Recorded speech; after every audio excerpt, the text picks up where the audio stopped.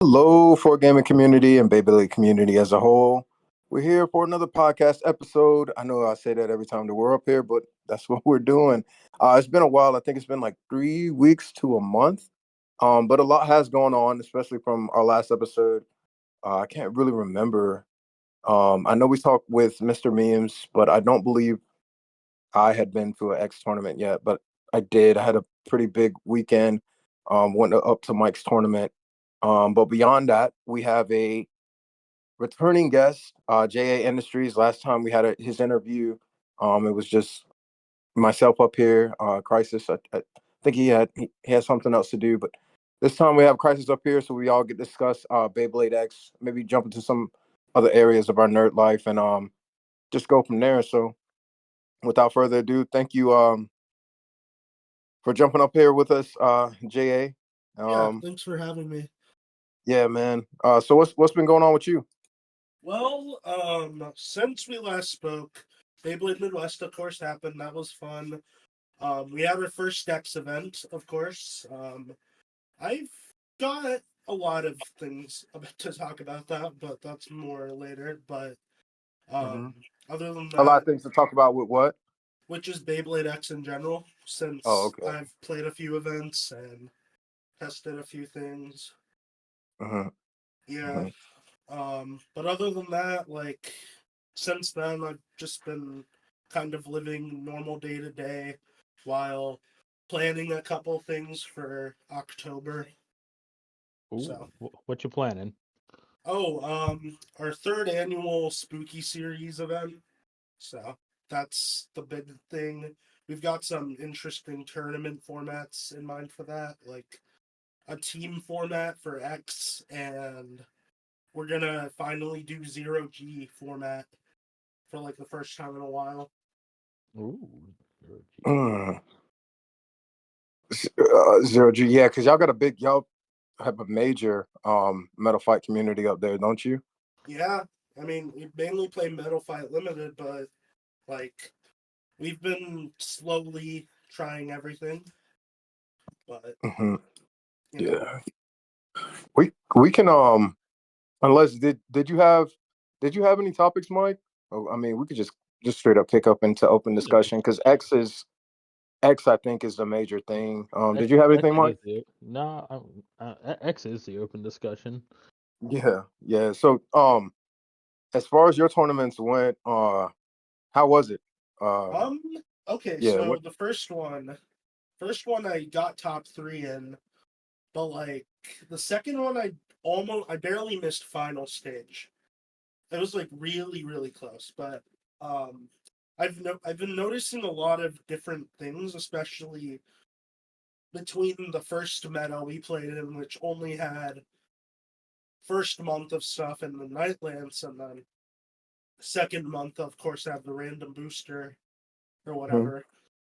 And I felt like while Shark Edge's inclusion and the inclusion of the new bit and stuff like that has made the meta a bit more complicated than it was, let's say, in the first month or two, Mhm. where it felt more like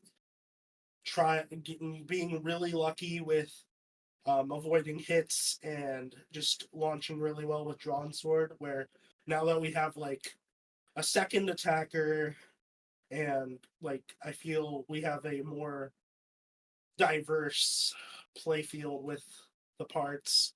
Um, it's not like at a place yet where I want it to be in terms of combo building yet, but Mhm. it's slowly getting there. And I feel Yeah. like by the end of the year, we should have a bit more of a deep understanding of the game.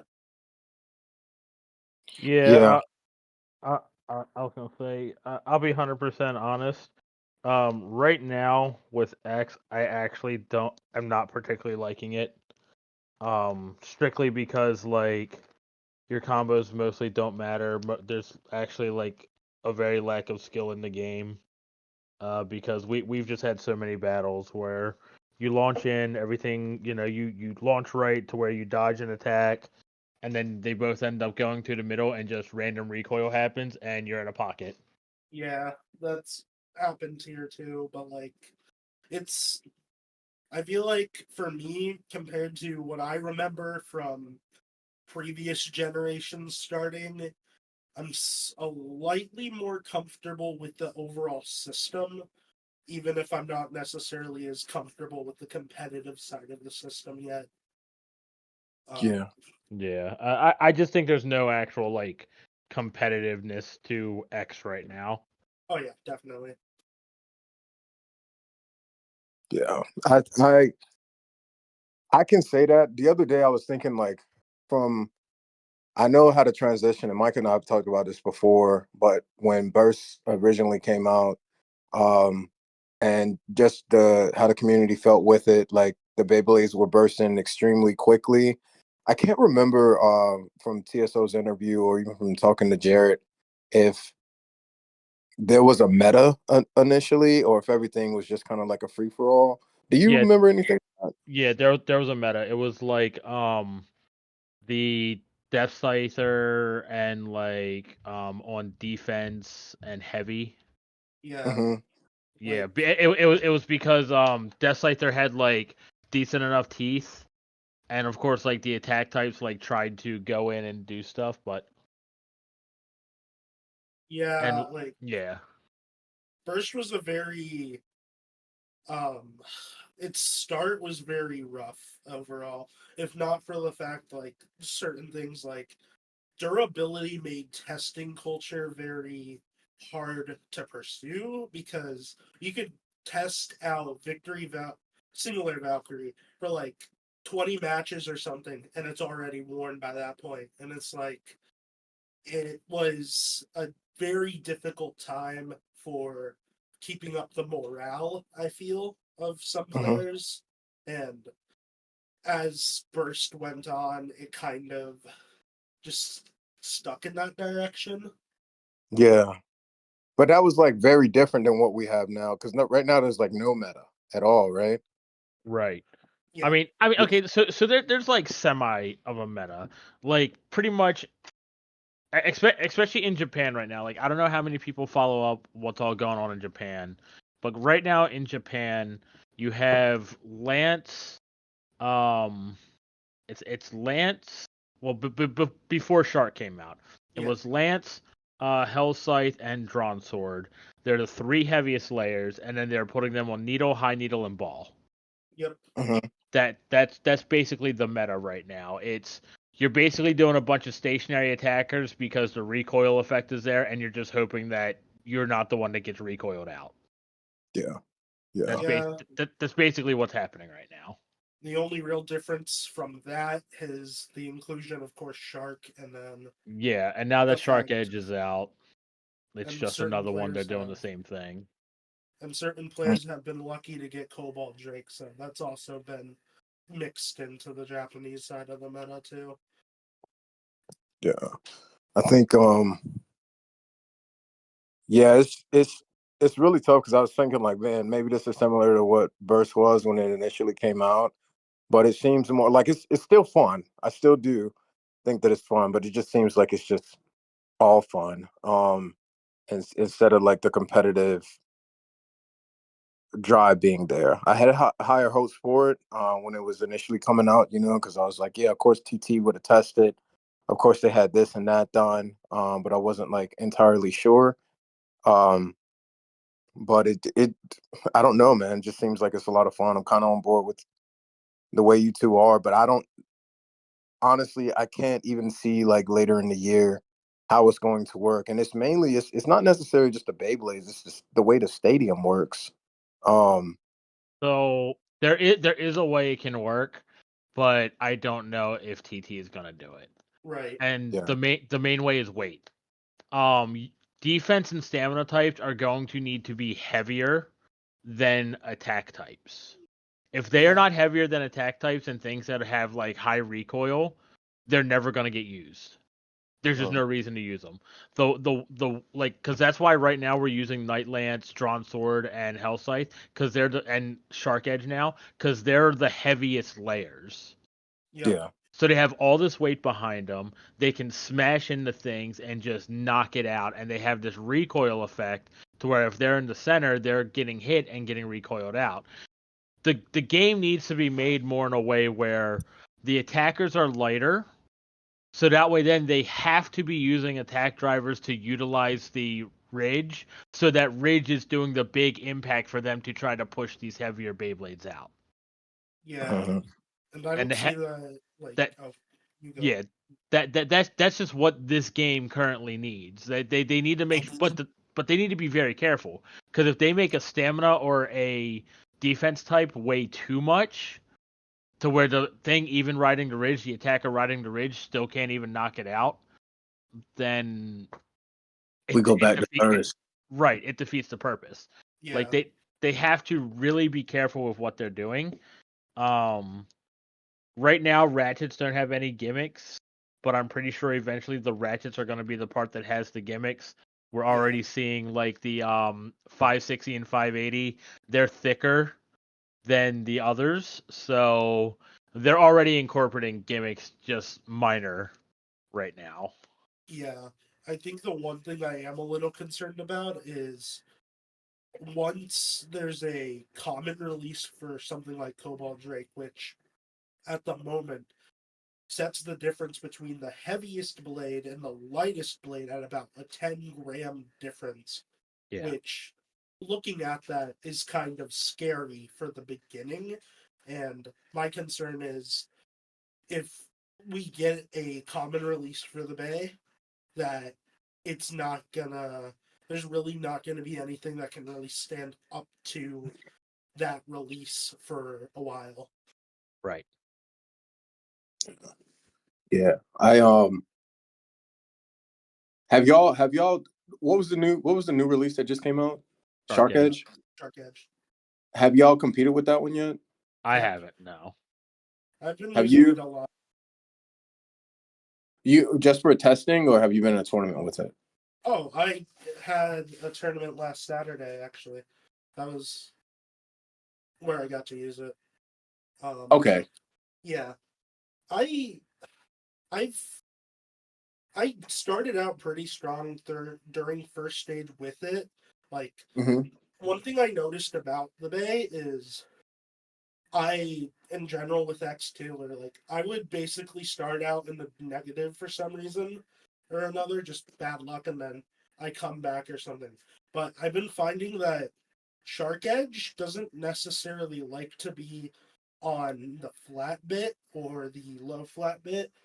I found that it's a lot more consistent on the taper bit because it still will move fast enough to catch the ridge when needed, but it'll have a lot more general stamina for facing off against something like Drawn Sword or Hell Scythe, where it's heavy, but they have more stamina. I think the deck I ran during that event, I think I ran one version of the deck where I ran Drawn Sword on Ball,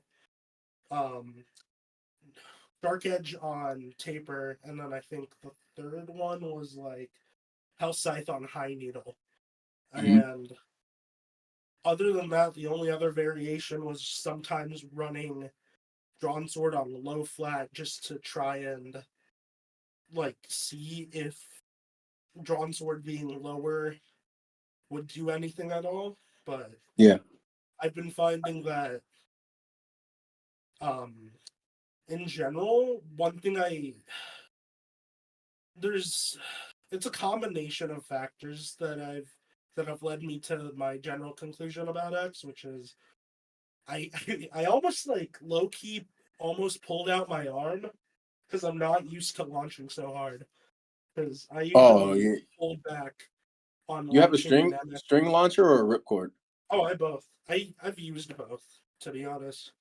Okay. But like I was launching way harder than I'm like used to in MFB or Burst, where like I usually just launch strong enough to do what I need to do. But like I've been finding that with X I do need to launch harder, but I'm still like trying to keep in mind of the basics, such as avoid my opponent when necessary, or try and shift my angle a little. Hmm. But it's also just very random sometimes. Yeah, it is. It can be like at least when I've seen like in incredibly random. The bits that I've seen, honestly, overall that are the most effective have been tapered and ball. I know you said that Shark Edge was solid, and we all seen other things. I think. Did you say that High Needle was legit before, Mike? Needle, high needle, and ball. Needle, high needle, and ball. Yeah, I'd like tapered. The flats are good, but if you don't get that initial like hit and that initial like, well, not even initial. If you don't get lucky with the attack, they're kind of like pointless, especially within the end game. Um, and I've seen some weird things happen in the stadium. Like Mike was talking about it before I even got out there. But it was a case of what was I about to say? It was a case of like where they would just kind of like start to topple over. Was that with regular needle? Needle and high needle. It'll do it. Yeah, they'll Yeah. topple over, and I've seen them like topple over and go to the side and straight up just roll themselves into the pocket. Yep. Which it is what it is, but stuff like that it like kind of hurts to see. Yeah, definitely. I feel like another thing that I noticed is like with the flats to like build on to the idea that you need to get that good hit to really get the best use out of them. Mm-hmm. I've been finding that the flat bits uh, are interesting in general because low flat, you would think based on previous generations where a lower attack type will just generally beat out a middle height or taller attack type because height matchups, right? Mm-hmm. The low flat bit might be slightly too short in how it was designed, in my opinion. And the reason why is I noticed that when it gets on the X ridge, it does a little jump. And like it jumps on that ridge a little. And sometimes it'll just, if you launch too hard at a certain angle, it'll skip the ridge. Which I happened to me so much. Is there a specific side that you like to launch on? You don't have to say what side it is, but have you found like a little strategy on which side is preferred from you or not? Um, I I have a preference, but like it's not so much of a preference that I can't win on either. Okay. To be honest. Okay. Yeah, because yeah, it's like little things, but I think what it all comes down to is like because no matter how well together you put a combo, or no matter how well together you kind of do anything, um, at the end of the day, it kind of just comes down to like who's going to be lucky in the end. Yeah. Um, but it is what it is. We probably sound like we're bashing it pretty hard, but I don't know. X is tough. X is really tough. I'm I having the mean, most fun with it so far, though. I mean, It is a lot of fun. X is definitely the most fun that I've ever had with Beyblade. Like when I play X, I get really hyped and have a lot of fun. The matches are incredible, but what I can't get behind is the competitive aspect. Like, and it's so weird because even Geetzer said it. You know, this this version of the game is the most wonky version Takara Tomy has ever come out with, and yet this is the one that they were, I'm going to put air quotes, promoting to be the gear sport, the most Right. competitive. Yeah. And I mean, unfortunately though, they finally announced when getting this stuff over here, and I just have to say, rest in peace, Gear Sports. That was a lie. Yeah. Wait, I'm are like, you talking about their initial thing or is something come out no, recently that they're said? getting the English Yeah. releases in summer next year. Yeah, so we're a full year behind. If we're a full year behind, rest in peace, Gear Sports. Uh-oh. It Not was a even lie. So it's going to and this year behind is probably going to start from like with drawn sword, probably, right? Yeah. I mean, most likely. I mean, the only thing that could make it okay is if come next year they're on the season 2 and the new stuff, and they decide to just instantly bring that here. That's like the only way like the Gear Sport thing could potentially work. If they don't do that, Gear Sport is all a lie. It was nothing but a lie. At which case, WBO's jumping up and down because they're just like, we ain't got to worry about anything. This is still the only way of playing competitively for Beyblade. Yeah, yeah, man, that's heavy. That's tough. Yeah, and I can't see it. Some of it is dead. You said what? Worldwide aspect of Gear Sports would be dead, though. Like, I could see them doing a local thing, but like even then, it's not going to be the same thing. Even then, there's no way to be able to be like, hey, we're the best in the world because we had a world championship. Like that won't exist. Yeah, right.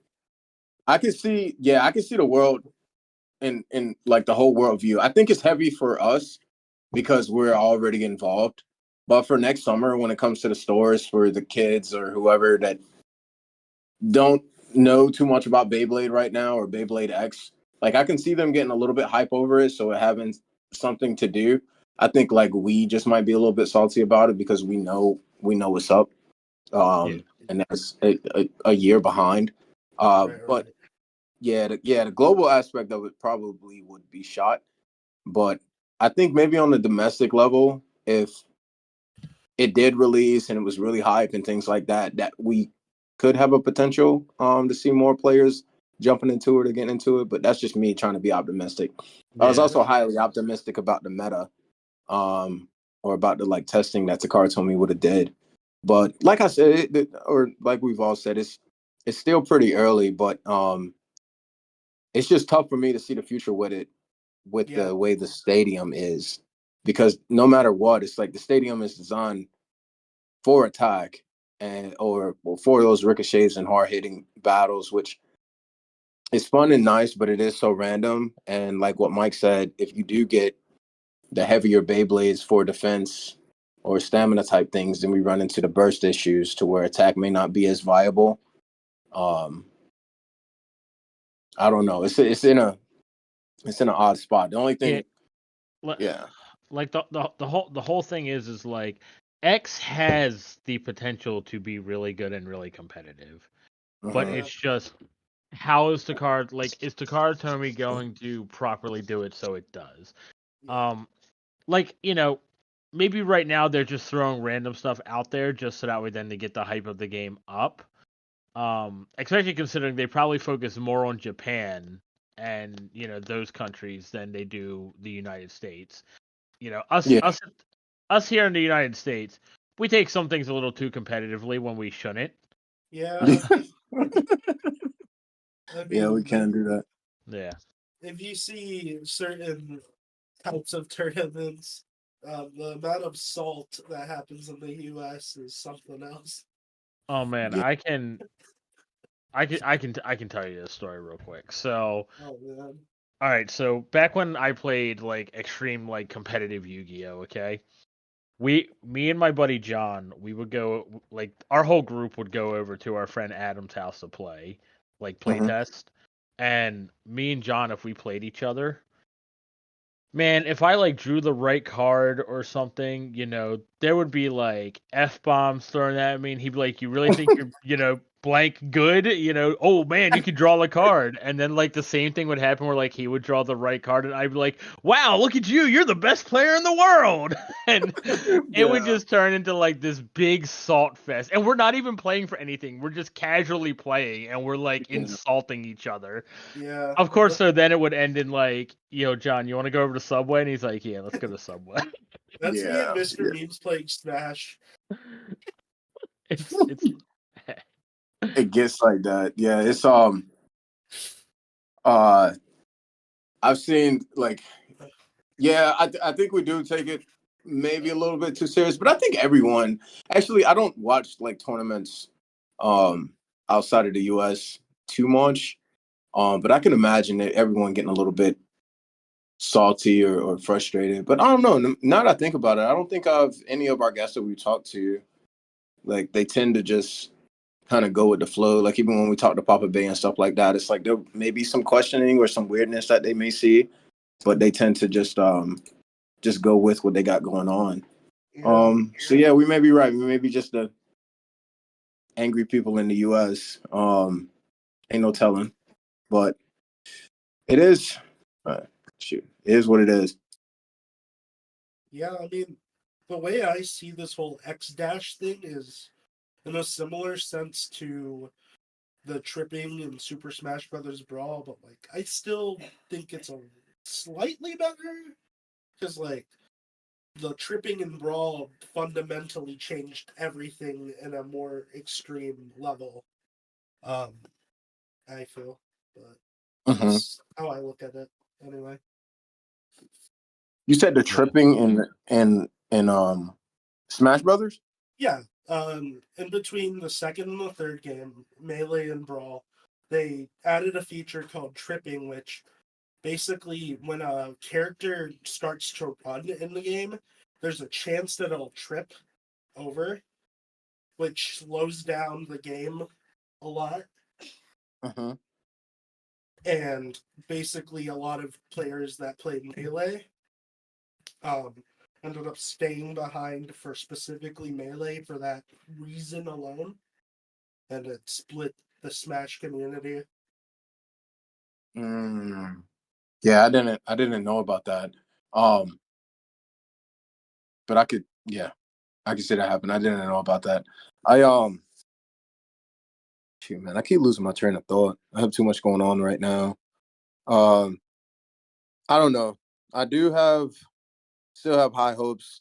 So as far as the tournament that we went to, and I mean, Mike could explain just as well as I can. That's the only one. I missed the one in NC. They had one, I think, this past week or last weekend, but we had that storm roll through, so I had to stay at work and near work. But a lot of things like I said, it was still a lot of fun. I think it was fun for me also because I got to see a lot of old friends. Went up to DC to play with Mike, Sniper, Allen, met Mr. Pokey. Shout out to Mr. Pokey. Robert Lawler, haven't seen him in forever. Yeah. And Geezer 99. So many people. Fireblader was up there. It was a whole lot of fun. I had my combos. They were stock, if I can remember right. I think only one of them was not. I wish I had ball. I didn't have that, but it was still a whole lot of fun. But it was just the same consistency with it. Oh, I had a question. Does WBO for finals with X? Do they have it so that it's to 7 points? That's the standard, but you can change it. Okay, all right. Because I know we could put in a rank clause, but I didn't even know that was a. I mean, it is what it is, but it was still like, I don't know. I had my thoughts about it. Just the way it was. Yeah, at the tournament I went to, we tried 3v3 with 7 points, which honestly, for me, made it a little more fun in general, because like I feel like with 3v3, 5 points is like it's definitely a lot faster, but like I feel there's a lot less room for error with even just 5 points. But with 7 points, I found that like for one, we would get to the second or third reshuffle a lot. Especially with my matches, because I would I would straight up lose like 3 or 4 points the first reshuffle, come back in the second reshuffle, and then finish it off in the third reshuffle. Yeah. And I was like, it definitely makes the battle a lot more intense, I feel, and that's in a very good way.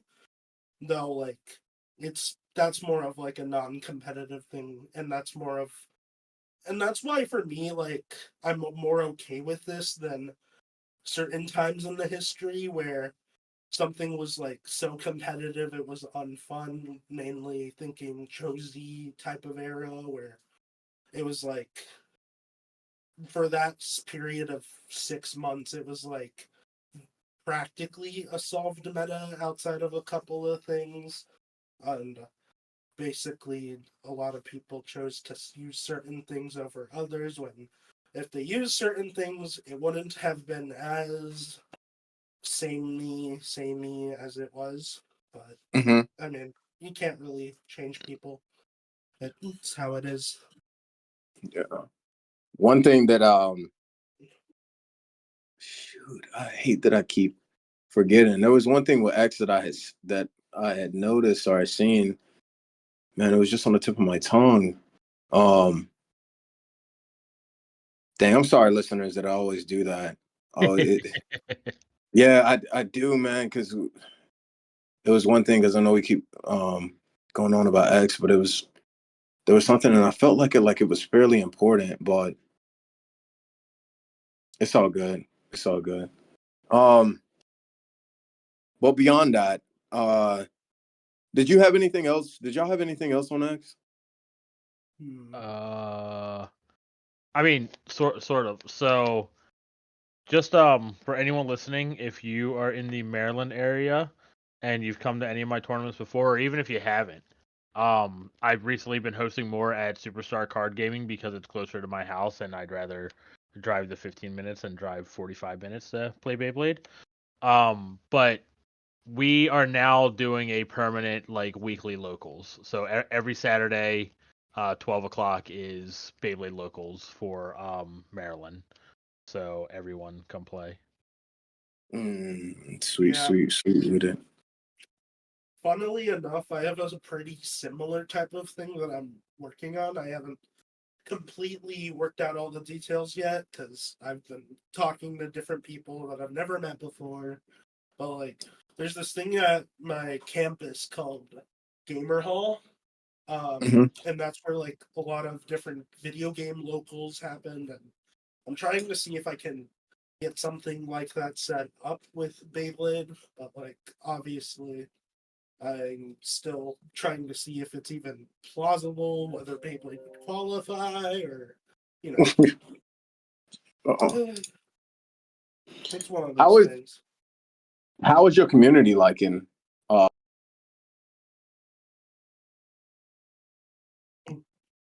James, you Hello, there? Hello? Hello. Yeah. Did you accidentally X out? hello, Hello. hello. James, we can hear you. Can you hear us?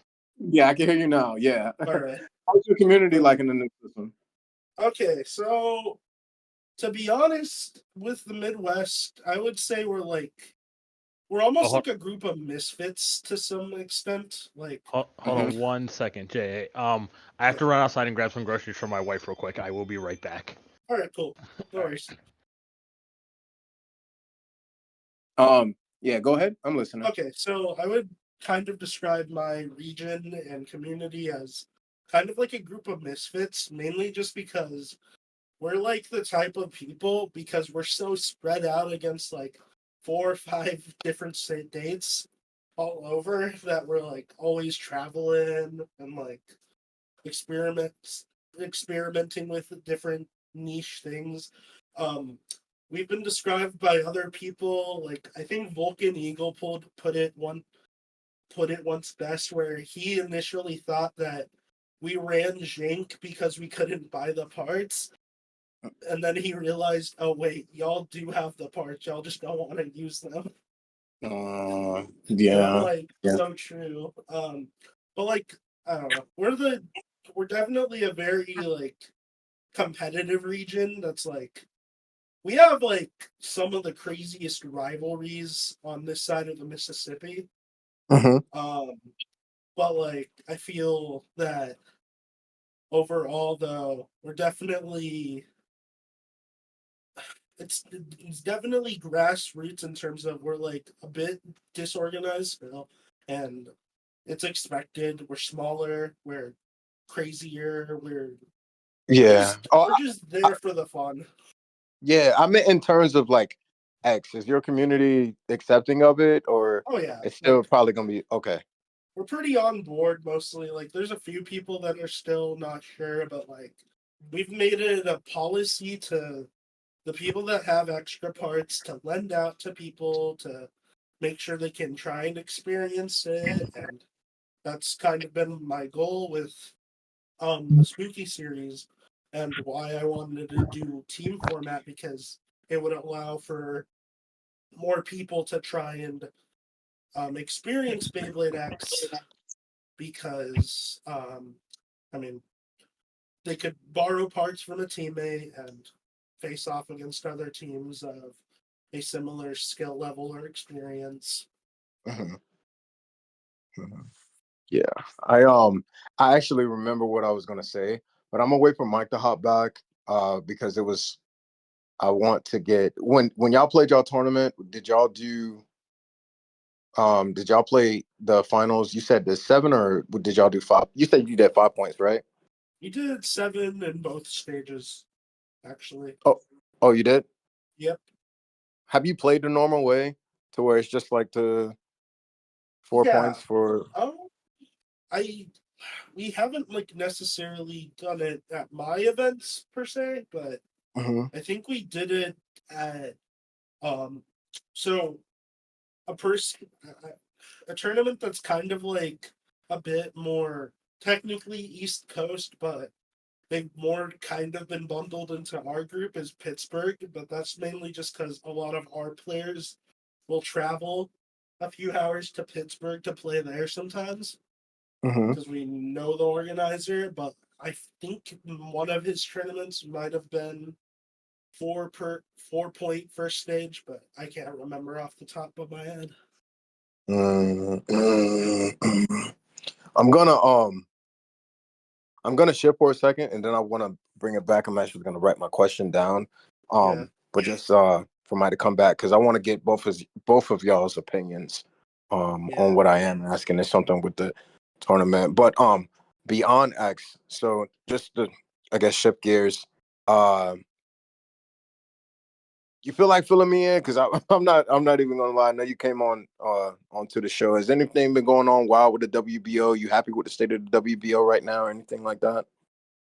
To be honest, I've been trying to keep myself positive about the recent changes that have been occurring, though, to be honest, I'm not as happy with some of the recent decisions as I could be. Like, to What's be been going on honest, recently? I'm not gonna lie, I haven't been up there in a while.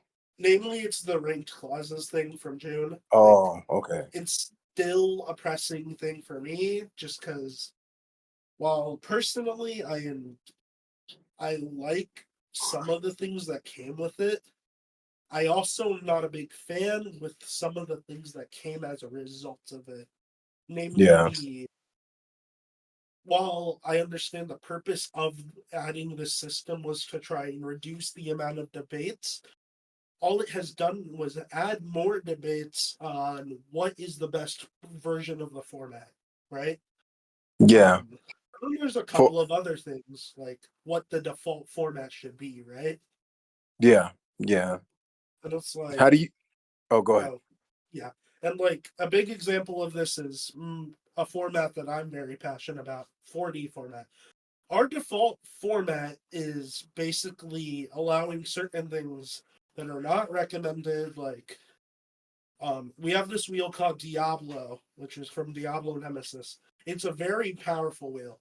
Basically, um, this wheel is very powerful to the point of we need to limit it on certain spin tracks. Like, this one spin track from the Kerbex Beyblade, we're not Hmm. allowed to use that with Diablo in a specific ranked clause that is recommended, but the default of the format allows that combination, which, with in tandem with certain other things like Duo, which is essentially a wheel that's like a perfect circle that's really heavy, Sorry about that. um, I'm back.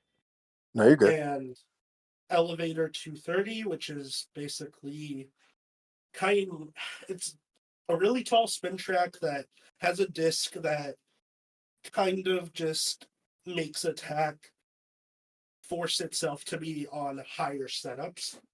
So To be I'm able asking to, because I'm asking because I haven't played the older formats. So just want to interrupt for a second. So yeah, is it with these clauses?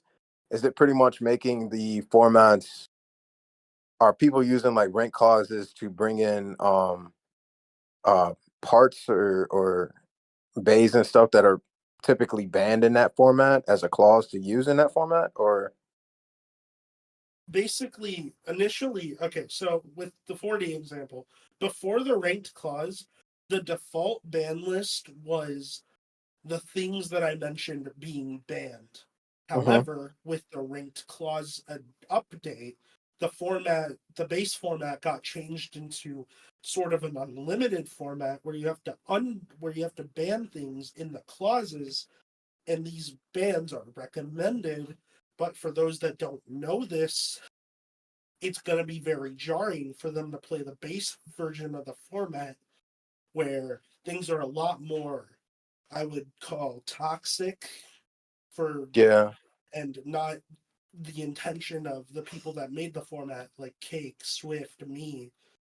Like, it's just, it's a But would little that be? disheartening. But would that be like? I guess like I played devil's advocate.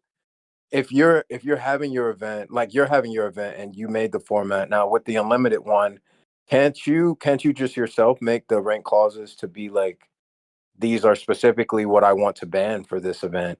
And Yeah, then when you have another event, you can make other rank clauses to be like, hey, we're gonna allow these because um whatever was too overpowered. So now um will allow these other things in so it can try to balance it out because would it leave, I guess what I'm asking, with the rent clauses and you having an unlimited format, would it leave room for you to be able to have more freedom with your tournaments to ban and not ban what you wanted? Essentially you can make your own format on the spot for your community itself.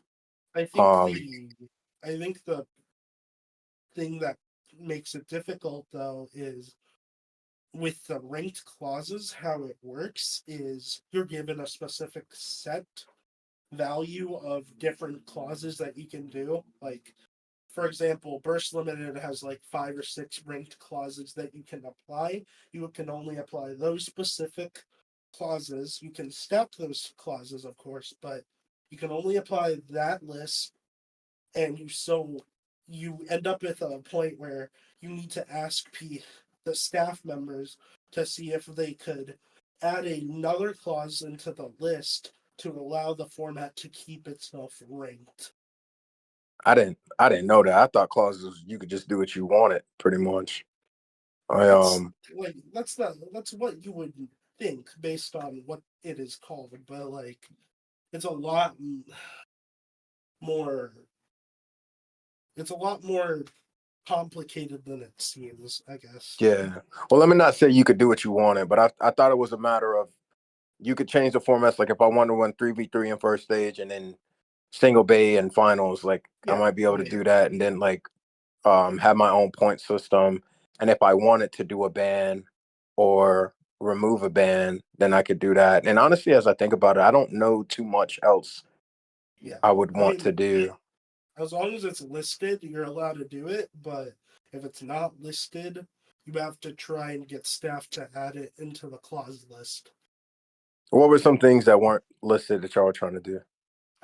Let's say I think another thing is another level with the spin change ban and burst formats, for example. You can either go all the way where you get spin, where you get like the ability to change spin direction at any point with no limitation, or it's just banned. There's not a middle ground. I would like that to be added to give people the option, but it's not there. And that Yeah. is another, that's like a big example of one. I think Um, what were y'all doing? Were y'all doing single bay with rotational changes? I think we haven't done single bay out of just in general. We heard the recommendation from Crisis to not do single bay. Yeah, I for wouldn't do it more with variety. rotational changes. Yeah. I think if I was to run and I guess I wouldn't say if it was like limitations, it may be just more guidance for organizers, but if I was doing rotational changes, it would probably only be in 3v3. That would Yeah, be it. Three Because or I five mean, G, yeah, 3v3 5G and that's it. Because in deck format, I mean that and you limit it to one Beyblade that can you do limit it. it to one Beyblade and you're just opposite. You can opposite spin or same spin. The whole matchup. You could just do whatever you wanted. You could just it's pretty much with any other format. You're running single bay with double rotational changes. I mean with rotational changes. 3v3 is the only one that forces you to have that one bay blade, and it's an advantage, but your opponent would also have that advantage as long as they have a rotational change, and then it's right. just a matter of where they put it in their lineup versus where you put yours. That's the only Yeah, time that it really makes sense. um Not saying anyone's wrong if they want to do the other ways. It's just I mean I wouldn't do it, but I think. um Yeah, I think with it unlimited though, it opens the door to certain things. Let's say like, for example, with an unlimited rotation change, you run like one or two dual spin bays in 5G or something, or even just running one dual spin in deck. No matter the situation you're in, if you know you're gonna beat them in opposite spin, you're just able to change back, and when they change back, you change back to the other rotation. And it's just this, it gives players the ability to be in a position where they can technically never lose if their spin direction lines up for where they want to be with their combo. yeah, I And it's go ahead. kind of nutty. And I don't particularly like playing that and would Hmm. prefer a more limited version of the rotational change clause to make it more of a logical competitive decision that you have to, that it's something you're technically gambling to do Yeah, I think versus a oh, willy-nilly thing. yeah, I know whenever I've done it, or I think I've only done it once, maybe twice.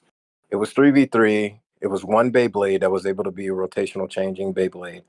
It was unlimited that you can do it, but it was, I mean, it was fair. Like you had Right. one, your opponent had one, y'all could switch, and the event, like even if we came up against each other, like we reshuffled and then we pulled out our Beyblade and they were opposite spins. I give the players a chance to turn around, make any changes that they want to their Beyblade, and then when they turn back around, they're set. But at that Yeah, point, it's like kind of mind games. It's like, man, are they going to stay in left spin or are they going to go to right spin? And sometimes, like, people would make the sounds that they're taking their Beyblade apart, but still keep it in the same direction they were in. And then it just comes to who has the better launch, or for who sure. who balanced there more. So that I think there's various variables to it. I will say that I do like the unlimited because it does give the freedom, but I do understand what you're saying Yeah. as far as just a little bit more, I guess, guidance on it. Uh, I think, but yeah, So I'll be honest. I think when it comes to like the WBO, the problem with everything is just the ranking system.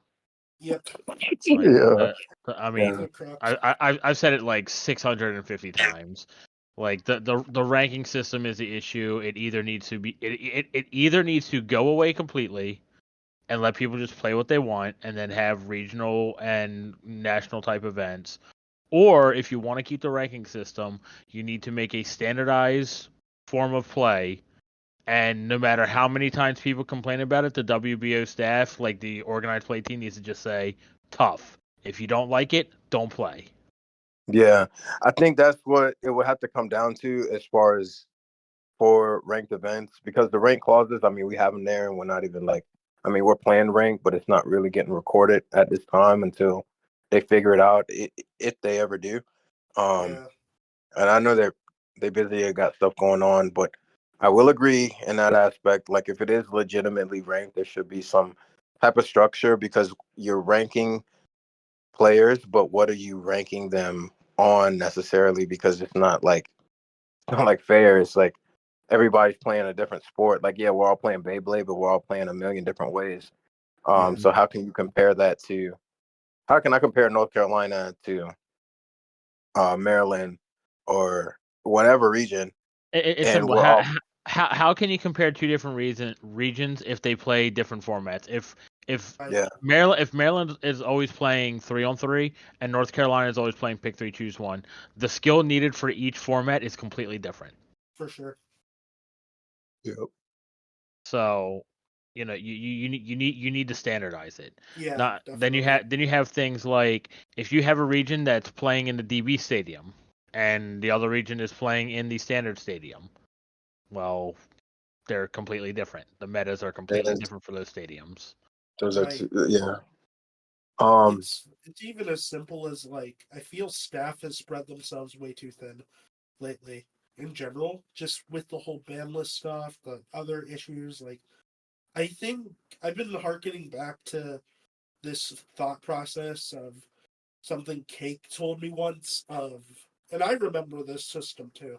There used to be this thing called an advanced member system. These advanced members basically handled testing and trying to make decisions about ban list changes back in the day, and the system kind of got lost through time. And Cake is one of the few people that remember the system and has been trying to suggest to people the return of this advanced players system. And I can understand why some are not comfortable with the idea because it can be seen as elitist to have a council of whether it's organizers or highly competitive players deciding ban list changes and such like that. But I feel like at some point we need to bring the system back because I feel like there's not enough staff members there to be able to make the decision whilst making the other decisions and moderating and all the other things staff members have to do under the World Beyblade organization. Yeah. Yeah. The staff, I think it's well. I'm, I don't want to. I don't want to bash it too much. Not tonight. Yeah, Not tonight. I'm on some heavy positive vibes right now. for sure. But I do agree with both of y'all. I think the rank has always been an issue, and we Yeah, have killed that. I think killed that. Beat that horse to death. Um, I do like the unlimited, but I think the rank and the structure of that, like, shoot, even back when we did have ranked, and it was still, we had classic, limited, and standard and burst, and Metal Fight had all the Metal Fight formats, and then it looked like even X was just going to get thrown into ranking system with burst. Even though they Yeah, said it was something different, but it got broken. So right. it's just as simple as no matter which way you do it, whether it's you keep the ranking system and you make a standardized thing, or you let everything be playable and people make their own formats or whatever, and then you just have regionals and nationals. The regional nationals are going to have a standardized format. Yeah, So no matter 100%. no matter which way you look at it, the first thing that needs to be done is a standardized format needs to be created by the yep, WBO OP team, not marketing, not anybody else, not the moderators. It needs to be done by the people that are in the position to make the rule changes of the game. Yeah. right. Like I I understand, I know a little bit of the inner workings of staff. I know that they're strained thin, so everyone's trying to help each other. But if there is a title to your position, that title should be doing that job, not, especially for something that's going to be a big game changer for the site.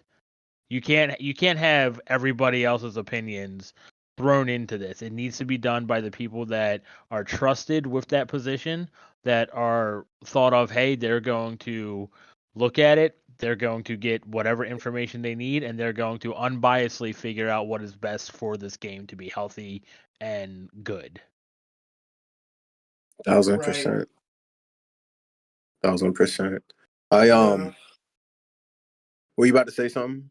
Like for me with the whole talking about this stuff, I do it because I love the WBO. I wouldn't care so much. I wouldn't talk so much about what we need to do to fix this stuff if I didn't care so much. And I feel like a lot of other people that hear me, hear Crisis, hear people that are talking so passionately about this don't see our underlying passion for the community, for the organization, and for the game.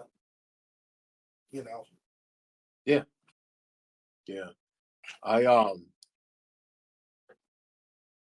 I do agree. I appreciate all this feedback and this input. I'm saying it like I'm speaking on behalf of the WBO. But I do know that they do listen, they do hear. There's some great things that have came, but it's like I think ultimately it's gonna just have to be us doing what we're doing the best way that we can. Um, whether or not the WBO will get on board, I'll be honest with you guys, it's not looking like it. As far as like regionals and things like that, I think we'll just be playing the game for the enjoyment of playing the game. Um, it, it, Uh, I go will ahead. say there are staff members that full-heartedly agree with what we have said, and they Mhm. want that to be the change. But there are internal issues within the staff as to why none of this has happened and probably won't happen unless basically these problems within staff change. For sure. Yeah. Um, you know, I've talked to many staff members. A lot of them are great people. You know, they're nice to talk to. Have a lot of valuable information. The big problem that I'm seeing is there's also a lot of staff members that had became part of staff and Beyblade was a big passion of theirs, but they have gotten older and that passion has dwindled. Wendell. You know, they're they're Right. they're they're into other things now. They have other things they want to do with their lives. You know, Beyblade is now part of the back burner. But if that's the case, you need to just let, the fellow staff members know, hey, this isn't for me anymore. But the problem is people they get that blue name and they feel like they have to keep that blue name. It's the Mhm. organizer issue too. The purple Yes. man. Yes. Oh man, my name is purple. It means I'm a somebody. Yeah. It doesn't. It doesn't. Yeah. Yeah. Staff are people too. Yeah. Everyone's a person, and people forget that, and it's how it is. And I don't particularly care that that's how it is, but unfortunately, I also gotta remember that's how it is. Yeah. It's a So, very unfortunate thing. hmm. I do want to this is a shifting gears, Yeah. but this was back to my question that I couldn't remember earlier. So when we're talking about the points for first stage, final stage, when going back to X, I'll give my thoughts on it, and then you can say it too, Mike. To those 4 points, were you getting like? I know you didn't. I know you didn't play. Y'all were playing with 7 points, but like those 4 points, it hit so heavy and so hard. Like it was great that the tournament was going by so smooth and quickly, but and everything could be turned around. Because there was a couple of matches where it was, I was 3-1, and then I got an extreme finish and it was just over. It is what it is. Like I'm not crying or complaining about it. But like, did that hit you heavy at all, Mike? Yeah, it did. I played against Jared's mom in the first round at that Mm-hmm. tournament, and she got an outspin on me, and I was like, okay, that's fine. It's only 1 point, and then literally I launched in, and then she just extreme finished me, and it was over 4-0. Mm-hmm. Yeah, definitely. So like it feels bad, but I will say this at the exact same time, we're still playing with such limited parts, and there's only so many things these Beyblades can do right now. For sure. So Yeah. it doesn't bother me as much right now, as much as it will if a year from now it's the exact same thing. Yeah, Mhm. I agree with that on 100%. Like, and even with 7 point, you can have that same situation, but in a very different way. Like, I had my first match of the event Saturday. I think I was up against Haikishin Drago, also known as Royal Kaiju Blader.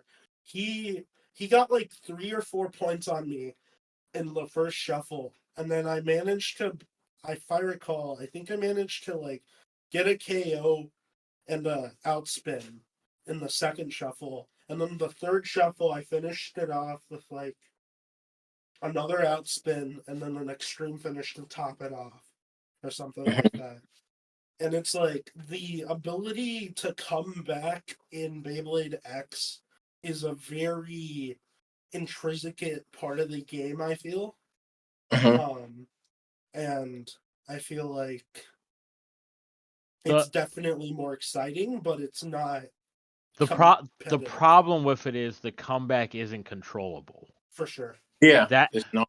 That's the problem. It's not like in bursts where, all right, we're playing and like that. Let's say deck format. We're Yeah, playing and my opponent, he's using Win BDR, and then I'm playing my Win BDR and they're just they're outspinning me and I'm trying my world and even though like it gets close, they're squeaking it out or we're drawing too much.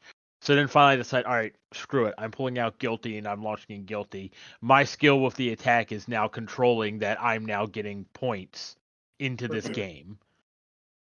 I'm making the comeback based on my skill. It's not, you know, what's going on right now with X where it's just random. Like For what sure. what what are you doing skillfully that's making sure you're winning when after the initial launch and then the Beyblades are slowing down and they're just tanking in the middle and one just recoils and shoots out the pocket. You didn't do that. You didn't skillfully launch in a specific area to make sure that you were gonna recoil there. Yeah. You Right. can't control it ever. Yeah. These things just happen, and it is wild. It's like every time, like I did my shuffle on what I felt like was decent, but if I was going to get some matchup, it's like shoot, it is what it is. I'm gonna just try my best, and then we'll just see how it goes. Like there was my strategy was very limited. I'll say the Yeah. least. Just Yeah, like know what side I wanted, and that was it. my strategy for the event was okay. I figured that there's going to be a lot of people playing like Hell Scythe and Dransword, so I was using Shield and Wizard Arrow.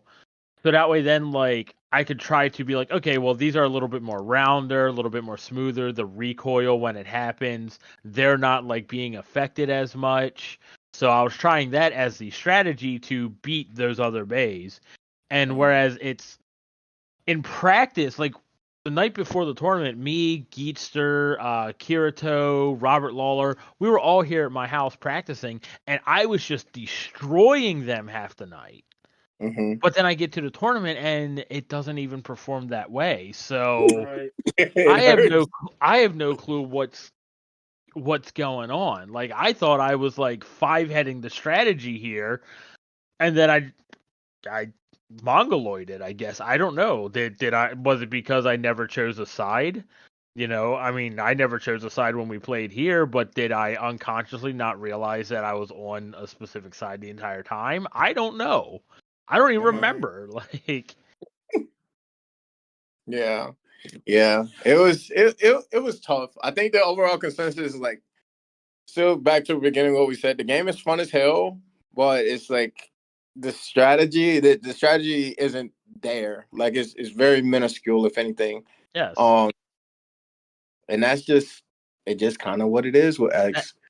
that is also why another reason why currently all of the tournaments weekly that we have at Superstar are going to be unranked. They're still Yeah. going to follow a strict rule base, but they're going to be unranked except the one every 2 months that I do for my DMV Grand Prix series. Yeah. I'm I, trying to head down there at some point, by the way. Oh, It's nice. I think Mr. Memes is trying to come to the one I'm having this month on the 21st. yeah. I have to put that stuff in too. I'm not gonna lie. I'm probably gonna try to make more weekends like I did that weekend. I not to cut y'all off. But I need to tell the community that was like that was not probably, it was one of the best weekends I've had in a very long time. One of the best weeks I've had in my life. I'll go ahead and say that. So, if I can explain this, when was your tournament, Mike? It was Saturday. The one we did, yeah, it was on a Saturday. Yeah, it was Saturday. And when I went up there, I know I shouted at everybody that was there. I drove up on, yeah, I woke up at like, I think 2 in the morning. I got on the road at 3, had to stop because I had to get some sleep. I was tired. Got to the tournament, hung out with the guys, played some Beyblade X, had an extreme amount of fun. Lorcana that night, I didn't play, but I saw Mike. He got to play in Mike's crew, the Crisis crew. That's how Freight tournament had. And then went to the hotel next day, went to Michael Nightwing's One Piece tournament, got completely smashed in that. Oh, well, not completely smashed. I went 2 and 3, but that wasn't good enough. There was a lot of great players out there, and then I had a school I had to attend for work, but it was like it was an amazing school. It was something super beneficial, but just that weekend in and of itself, like a whole gaming weekend, I'm probably gonna try to do that more, man, because I like going up there and playing in the shop, chopping it up like full nerd life. Like I enjoy Beyblade and playing Beyblade, but it's like it's more to the, I think, the nerd life and the hobby life. You know, when you're around like a group of your friends, because typically when I'm doing Beyblade now, it's we have our regulars that will come, but it's like, hey, we see each other, and then it's just like, all right, so we're gone like right after the tournament. But the vibe out like in a card shop and the nerd out, just not about Beyblade, but also like cards or anime and stuff like that. I think I talked to Bobby for like probably like an hour just about anime. Um, yeah, Mike had to correct me because I messed up with Rurouni Kenshin, Saito, the character. He was like, Saito is a real samurai, this and that, blah, blah, blah. I was like, okay, my bad, bro, my bad. Yeah. Or a real Don't policeman. don't get Yeah. me there with Kenshin. I know. But that was enjoyable. Like I gotta say, like there's times like I will say like, yeah, I do miss the store, but I miss more so for just what we could do and would do with the community. Right. Um, but I love now just being free to just nerd out completely on all the various things and not have to worry about any business aspect of it. And so, but yeah, it just made me think about it when you were like, yeah, you're gonna come down there, because I definitely want to make another weekend trip. Probably take leave. I might even take my family up there because they love that. They love going up to DC and just nerd out with some Beyblade, nerd out with some card games, and just enjoy this life. But that was it. That's all I have in my little soapbox. I was just hype Yeah. about that, and I wanted to speak on it. I Yeah. think overall for me, the big thing I like doing after tournaments is post-tournament dinner in general.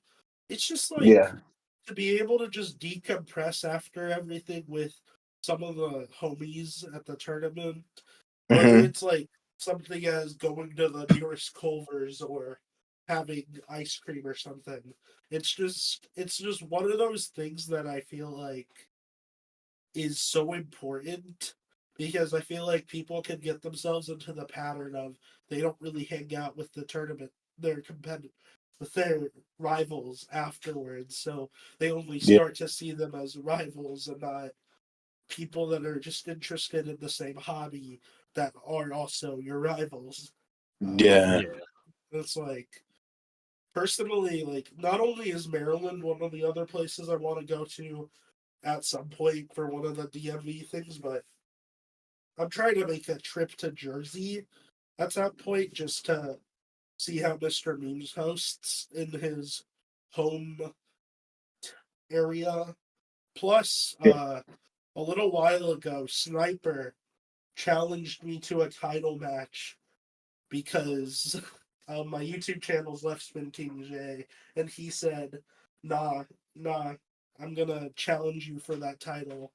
So we've been working something out to do that, and I Yeah. figured it'd be a fun thing. Yeah, I think yeah, that day I was tired. Mike did invite me to go get some Taco Bell. Did y'all get yeah, y'all got Taco Bell. Yep, we got And Taco Bell. yeah. And I was like, no, I'm gonna go to my room and get some sleep. I'm gonna come back. And I got some I went to my room, I picked up some food, I went to my room, and I finished eating, and I was like, you know what? I'm just ready to go back out and just hang with the guys.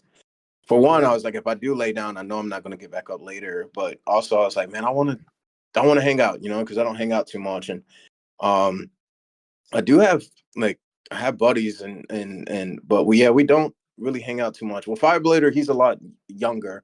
And another thing is like we all travel like further away. So yeah, and it's same like we live, even though it's North Carolina, it's all one state, like we all of us probably live anywhere from 2 to 4 hours apart from each other. Right. So by the time the tournament is ended, you know, unless somebody's staying in a hotel, they're typically gonna be out. Um, Yeah, you definitely. know, so we keep that in mind. And yeah, we keep that in well, I won't say keep that in mind. But yeah, that's usually what is going on. But I did enjoy that weekend, and I definitely want to do it so much more. Yeah, like traveling sometimes for me sometimes feels more like about the traveling rather than the tournament. Like when I was at Yeah. Legends Festival, because I'm not much of a burst standard player in competitive mindset really, I was Hmm. mainly there to just mess around and like also Beyblade for fun more than I was to like actively compete at the Team Palooza Legends Festival. Like Hmm. when it came down to it, I obviously played my best, did my best, but like Yeah. for me, what was more hype was going to the world's biggest McDonald's to play around in the arcade for a couple of hours Yeah. afterwards. Yeah. Yeah. I And I'm like, yeah, I needed to go to I went card hunting when I was up there. And where did Sniper say that Toys R Us was? Is it in New Jersey or New York? I wait, think like New the York. world's biggest? No, the US last or only uh what is it? Toys R Us. Yeah, There's it's in like New six York. I'm pretty sure in it's New in New York. York. Yeah. Yeah, Yeah. I am pretty sure it is in New York. Hmm. I And think I that's know which one too. yeah. Yeah, I see where it is. Yeah, that's New York City. Yeah. And I haven't like those are some of the things like traveling, like yeah, it's about the journey, not all the time like the destination, and it's some of the things that you can do. And this has been fun. There was regionals for One Piece that I wasn't gonna attend regardless because it was the same weekend that it was the Beyblade tournament was going on. Right. But that was fun uh uh to go to, and hopefully one day I'll be able to attend something like that, but it won't be any time in the well, I won't say it won't be any time in the present future, but it may be at some point in time. I don't know. We'll see. We'll see how things go, but it's an enjoyable experience. So, Yeah, I'd like to see you come up more. yeah, I definitely want to, bro. Definitely want to. It's it's fun in Maryland. We're hip. We're cool. I love it. I love the community, man. I think because since I've been involved with Beyblade, um, let's see, when I got in the WBO, it was Builder Rob, Frost, Arca Paul, Beyblade Blast 11. Those were the main people that I had got to know. And the only one out of them that is still like local to the area is Blast, but he doesn't come around as much anymore. Right. Because I think Frost stopped playing. You know, he has his family thing. Builder Rob, he stopped playing, which he's talked about coming back, but I'm not 100% sure. And um, Arca Paul. He still plays, but he's in Georgia, and he also, he got married, and so Yeah, his time definitely. is spent with a lot of that. But I it is things have just changed just a little bit, but it's not bad. It's all still good. It's all still love, but Mhm. um For yeah, every old face that leaves, a new face comes back, yeah, is what I think of. Like, I know recently, y'all just recently had the return of Dark Mousy, who, for me, that name is familiar just because they've been around for so long and then they disappeared. And, like, just to hear that they've returned to the hobby just, like, gives me more hope that other people will return one day. yeah, yeah, 100%. Um, yeah, he came to one of our tournaments. I can't remember exactly when, but I know he did come out, and it was pretty sweet, pretty dope to see him. Let's see, yeah, but it'll all work out. But yeah, like we had our community here. We still have a community because now it's Fireblader07, hashtag Fafnir, who hashtag Fafnir was out for a while too. So was Fireblader07. I think he jumped on this WBO scene not too long after me. Um, I have those guys. I have some other kids. Default Noob is me. Um, uh, there's so many other. I'm sorry, I can't think of it now right now. Jelly Bean TXZ, can't remember his name. But they all come around. But I do like going up to DC, man. It's a whole lot of fun. Appreciate you guys. Yeah. Yeah. Oh shoot. All right. Um, I know I didn't have. Did you have any topics that you wanted to go over? Um, JA, what is your real name again? I'm so sorry to oh, it's ask. Joseph. Joseph. Did you want me to call you that or just call you JA Industries? I go by Jay usually. J? Yeah, kind Okay. of a thing I picked up, to be honest. Okay. Um, Did you yeah, have any topics that you want to go over, Jay? to be honest, like I'm gonna be honest. This topic kind of just recently came to me, but like the sort of status of trading card games, because like I heard a bit recently that some card shops have been dropping Yu-Gi-Oh product from their store shelves because of the market lately, and I'm curious to see Yu-Gi-Oh? what Crisis's Yep. perspective is. Yep. Because so me and Jared actually had this whole conversation this past weekend. There's actually a lot of Yu-Gi-Oh product that stores are actually losing money on getting. Like bad. Yes, because there's no they might put one good card in the set and that's it. And if there's only one good card in the set, anybody that's playing competitive is just not buying the product. They're just buying the single. Mm-hmm. Like if Oh, if the set has like 10 good cards in it that are worth getting, then the set sells because you have a chance at making your money back. Plus, you have a chance at pulling any of these 10 good cards. So that way then you can actually use them for what they need to be used for. yeah. But if Right. there's only one good card in the pack, I'm not buying the pack when I can I'll end up spending more money on the pack to try to pull that one card than I will if I just go buy my 3 copies. For sure. Hmm. Because like the value's been going down as a result. Like if I recall, a big example of this whole like thing where it's like I think the most like profitable set this year was the reprint of Legend of Blue Eyes or something, Yeah. but you had to buy that as a bundle group with the other legacy or the other 25th anniversary sets, and those didn't do as well as Legend of Blue. Yeah, no. Uh they had a shareholders meeting a while back, and even at the shareholders meeting, that Konami admitted they're like our game is not doing good right now, and Yeah. you know the this is the problem that they've run into. Like one big problem with Yu-Gi-Oh that I have seen is they do not do set rotation. Yeah. Set What you mean? rotation. Okay, What is? so Magic and Pokemon do something called set rotation, where after so many sets have released, they'll then be like, okay, set one is no longer part of standard play. Okay. Right. So like they cycle sets out because here's the thing. When you have set one and the next thing you know, set two comes out, and then set 3 and 4, power creep has to happen for those sets to, you know, Be actually be relevant. worth people buying and be relevant. But when you Yeah. rotate stuff out, not to mention too, like if in one set there's a bunch of really good staple cards and you just like nothing ends Oh, up being better than them, you we lost never. Jay. Can you hear me now?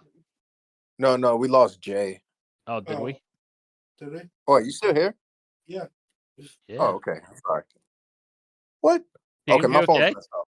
Yeah, I don't know, dude. Go ahead. Don't mind me. Don't mind Anyway, me. Go ahead. Yeah. anyway, so basically, like if there's cards in the set that are like really good, like right now in set one of Lorcana, there's a bunch of cards that are just really good, and they'll be staple cards for a long time for certain colors. Yeah. And if they exist in the game, you have two options: either you ban them, so that way then no one plays them, and then they have to find alternatives through the new stuff. But Hmm. each time you do that, you have to power creep more and more and more.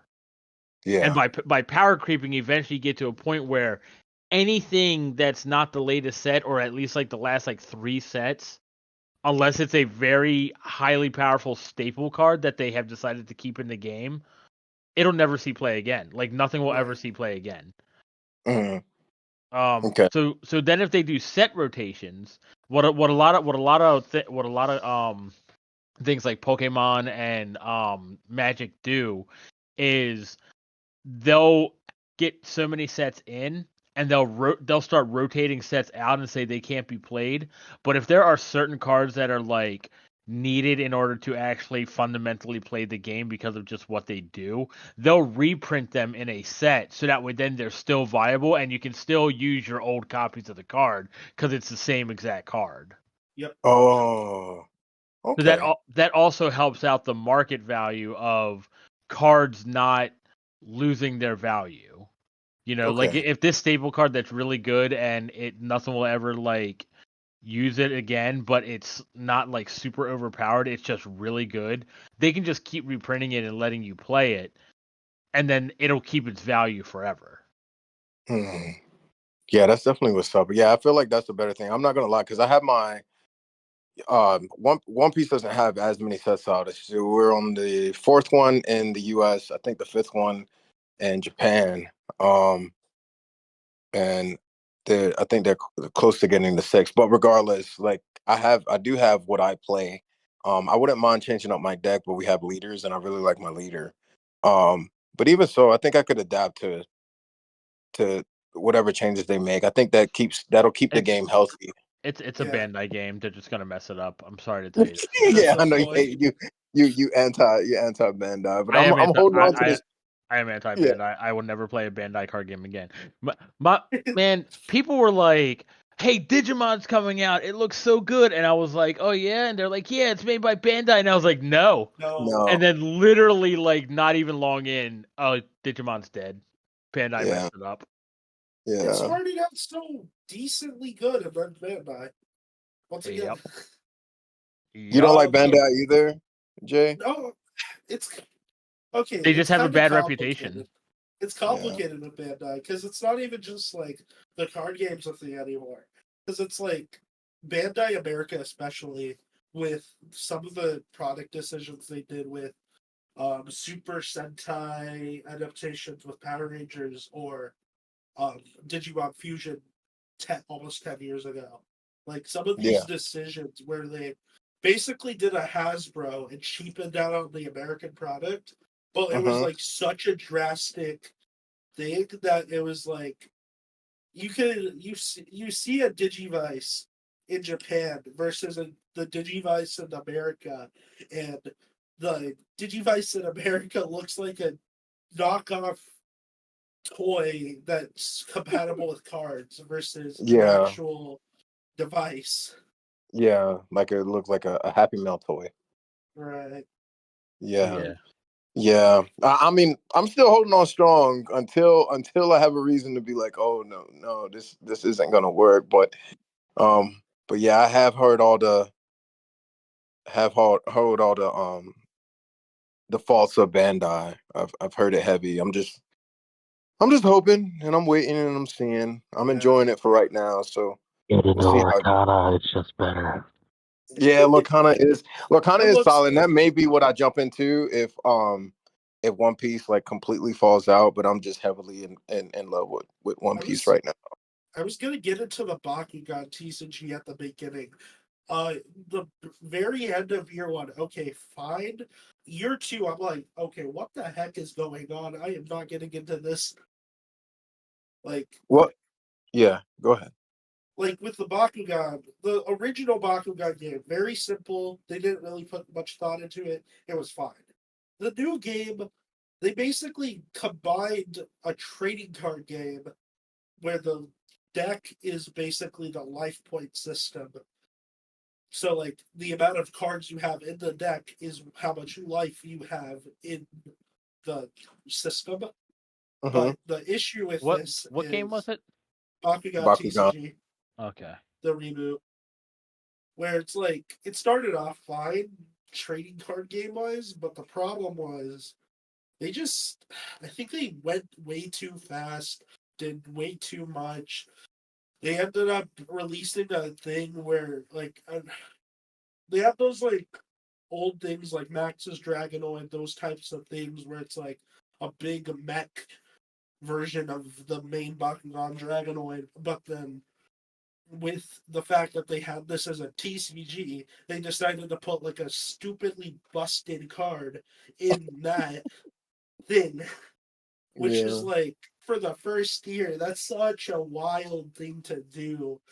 That did yeah, not spell too great for Spin Master, and then every year it just kept declining until they rebooted it again, and I don't even know what this third generation of Bakugan is anymore. yeah. Some I've been I've been enjoying the TCG life. I didn't know what was going on with Yu-Gi-Oh. That's solid to hear. It makes a lot of sense. I was actually just talking to Mike and I talked to my buddy this morning because I've been chasing a card. I can easily get it off of tcgplayer.com, but I've been chasing it just for the fact of um Pulling He it. likes to open packs. yeah, Yeah. I like to open packs. I like to Trust open me, packs. there have been times where I'm like, you know what, I need this card. I could just go buy it, but I want to buy a box and just open a box because I I'm like like to that too, to open be packs. honest. Yeah, Just these Like if times. you do that every once in a great while and you only need like one copy of the card and you're just like, I just want to do it just to open packs and then I can just have trade bait as well. That's fine. yeah, Like but it's when you're buying like 5 boxes to try to pull a card and it's I like, think, yeah. yeah, buddy, let's calm down now. I think the yeah. You other coming issue is they just released so much because I stuff that they. went I went Sorry. way too ham and yeah. I went way too ham, man. So it's like, yeah, I was talking to my buddy this morning. Didn't even bring it up. But I was like, yeah. He was like, how much? How much? You spend anything lately? I was like, dude, I don't even want to talk I about it. mean, It's like, I watched somebody spend like $1,000 on like Nah. 10 boxes of cards yeah, Nah. yeah, just to try to build this deck, and even then they still didn't have every card for it after those 10 boxes. Bruh. that sucks. Yeah, that That's sucks. crazy. I'm looking for one card. It's an alt art, but it's like it's the juice is definitely not worth this. Definitely spent way more money than even the card is worth. And he like Right. when I talked to him, and he was like, "How much money did you spend?" I was like, "Oh man, I don't even want to talk about it. I've been trying to find one car." And he just instantly said, "Sometimes it's just better to you just got to bite the bullet and just go ahead and just buy it." You know what I'm saying? Instead of, and I was like, "Yeah, that's the point I'm at now." Because now it's like I'm embarrassed to come in the house with this booster box, and my wife is like looking at me like, and I'm Sorry. yeah, I don't know if y'all seen the video. It's an older video where the dude's like, his wife or his I think it's his sister is like, is anybody else spending $1,200 in 7 days? And he's like, He's Yeah, trying I've to seen that. yeah, he's like, if they actually trying to catch them all, they are. That's what I'm doing, and blah blah blah, this and that. And I don't want to get to that point, so I'm like, you know what? I'm just because that's all that I want. I compete more than I collect, so I'll just get Uh-huh. it, have it as my leader, and just hold it up because I have. I mean, from all these boxes that I have, I mean, I have enough to and then some to trade in a lot of my stuff and just pretty much get this card not for free because I've spent so much time looking for it, but yeah. So that's like the next best thing you can do is like build like a trade binder of like all the good cards that you've pulled, Hmm. and then you can start trading with people, and that makes it easier too, because then it's like, okay, I may have bought 2 boxes of cards, but with what I have, I might be able to just trade for the card I need. Then it's Yeah. almost like pulling it. Yep. And that's what I'm gonna do. So I've been out of the game, like I said, since middle school for TCGs. I recently just I got some Oh store no, credit the other day because I Ja- had some. James is back on crack. I'm on robot. I'm in robot mode. No, I'm meaning the TCG Oh, crack. oh yeah. Definitely, That man, 100%. I am heavily addicted. I am heavily addicted. And so I was going to my local car shop, traded some stuff in, got my store credit. That paid for my entry into the pre-release. So played that, and honestly, like I have enough cards right now to just get some store credit and possibly get some cash back and just get the card I want and then just kind of play not for free because I had to invest to get all these cards, but be free to play. And we still get packs. And from some of these packs, I've actually pulled some pretty nice cards. I've got like I got like a $50 card the other day that I pulled from the pre when I won when I made top cut in pre-release. And then I got like a $40 card. I think it was that I put it in my story one day. It was Kaido, all art. But yeah, man, it's heavy, it's fun. Lorcana does look like a whole lot of fun. I'm um just stuck on One Piece right now. I can't When lie. I mean, when it it's comes really when just it comes to Lorcana, if you end up deciding to play, it'll probably be best to play after Set 2 comes out, just because right now getting Lorcana is so hard to do. it Yeah, is. I think for me it's a matter of, do I want to step back into getting addicted to crack again? As we call it.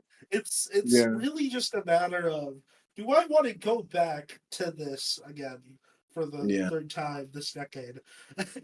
Yeah. What I what mean, have you played? Oh, go ahead. I was just gonna say the unfortunate thing is this is exactly what like competitive card games do to you. Right. Yeah. Like Yeah. it's you almost actually never escape them. It's just really bad when like it's the same card game over and over. I can't tell you how many times I quit Yu-Gi-Oh and went back to Yu-Gi-Oh, and literally a month into playing, I'm like, why am I playing this game again? That's every Uh, Yu-Gi-Oh player, I feel. Like, I feel like every Yu-Gi-Oh player has had that story. They quit Yu-Gi-Oh for 5 months trying something else, and then they're like, you know what, I'm gonna play Yu-Gi-Oh again. And then a month later, why am I playing this? Oh well, It's it's like yeah. it's a it's cycle. like a deck might come out and they're like, oh man, that deck looks really cool and fun.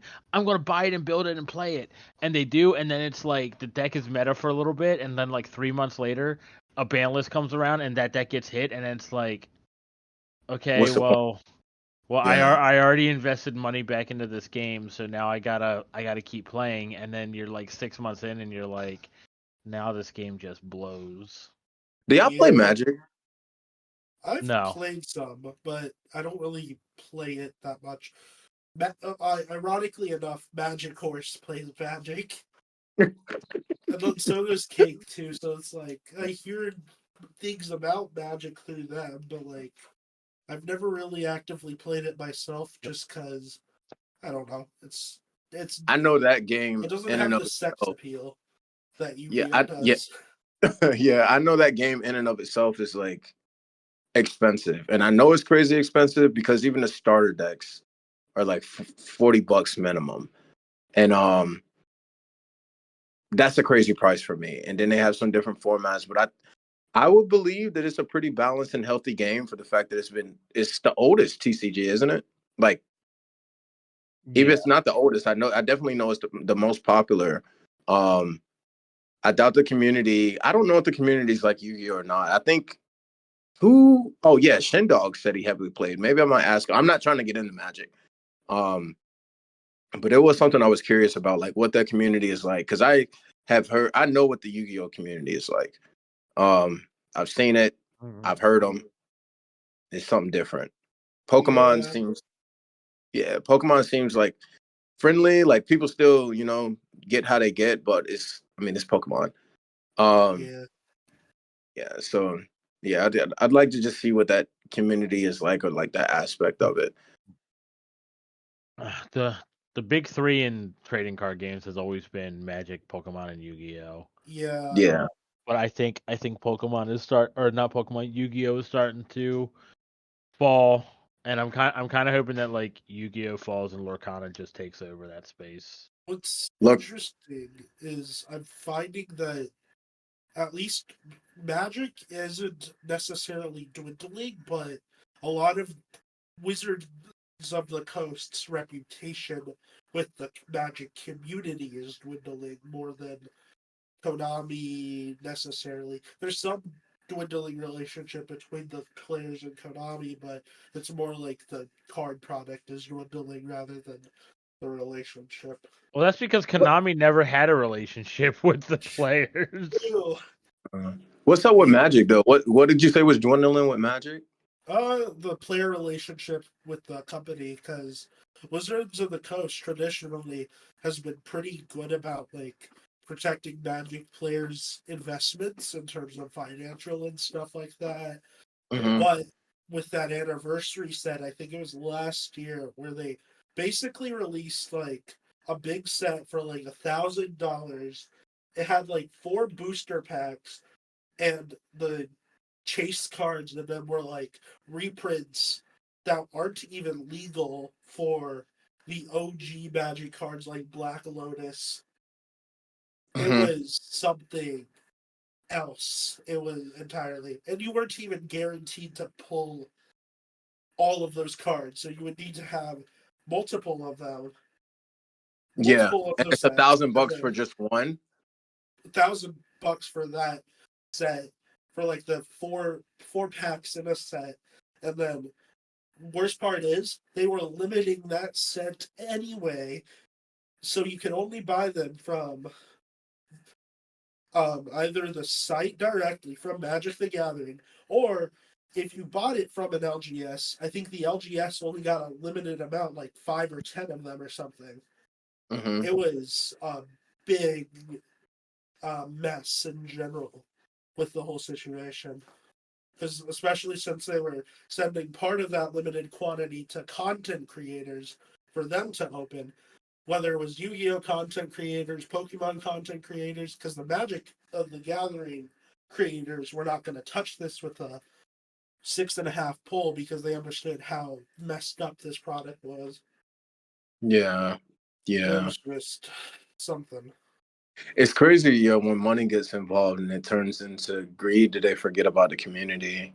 That Yep. happened heavy with I know Blizzard a little while ago when they were supposed to release Diablo 4, and they came out with an app instead, and the community was like, WTF pretty much. Because I don't even play that game, and I'm not even like, I don't follow Blizzard like that, but I knew about that just from my nerd life buddies complaining heavy on it. You start getting more concerned with shareholders and people's pockets, people who aren't involved in the nerd life at all. They're just concerned about Right. money, doing whatever's trendy. Because the anniversary set, it might sound nice, but you end up pissing off your community, like your faithful members, for however long. It will end up destroying a game. Like you destroy your community, it'll end up destroying the game. Right. I mean, it's that, because people aren't going to want to play anymore. They're not going to have faith in the game, faith in the product, or they're just salty towards the business. They're like, I don't want to support this anymore. Yeah, that's so true. Yeah. But I feel like the concern in general with the big three, it's less with Pokemon. Well, it's somewhat with Pokemon, but it's more of a Yu-Gi-Oh and Magic thing in general. Though, is people are beginning to feel like they're overproducing cards Hmm. compared to the demand, and that's becoming a issue as far as those that are treating the game more like an investment rather than treating it like a game that they want to play. Yeah, like it's yeah. I feel like I've always felt like Pokemon was an outlier. That's why it may never affect Pokemon because I think there's just as many competitors as there are collectors because people just want to catch them all, regardless if Yeah, they play or. And like, that's okay for Pokemon. Like I feel like that was the premise behind Pokemon. Like it was a game, but I felt like it more so started off to be like, hey man, can you find a Charizard? Like this and that, like, right. and you play how you want to play versus, like Magic, Yu-Gi-Oh, or a lot of other TCGs. It was like, hey, I'm trying to build a deck to compete, and then it was trying to, Yeah. Pokemon, it's just the brand. It is the brand yeah, beyond yeah, just the TCG. It has a good game series, good anime series, because it has those big factors where their entire focus isn't the trading card game. I feel like the Pokemon company can get away with more things that the Yu-Gi-Oh and Magic companies can't really take advantage of because they yeah, have that extra level of fandom. yeah, yeah, 100%. I feel like I've always felt like Magic catered to like veteran, old school type TCG players. Pokemon was just a free for all for anyone. It seemed more kiddie, but it's like free for all for anyone. And Yu-Gi-Oh was like somewhere in between. Yeah, Um, So yeah, like you said, like Pokemon can I think always do what it wants because the kids are going to be involved with it. Adults like it's I mean even myself, I don't play the game, but if I'm out sometimes, I'll just get a pack.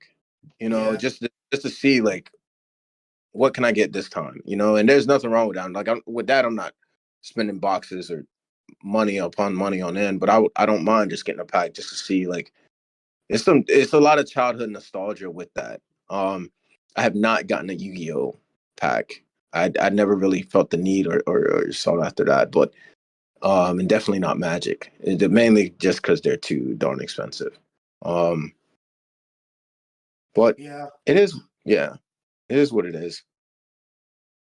Yeah. Yeah, and Lorcana, I do think I out of those, and I was talking all that. I think Lorcana has the closest um chance to replacing anything because Lorcana is very I would affiliate that more with Pokemon.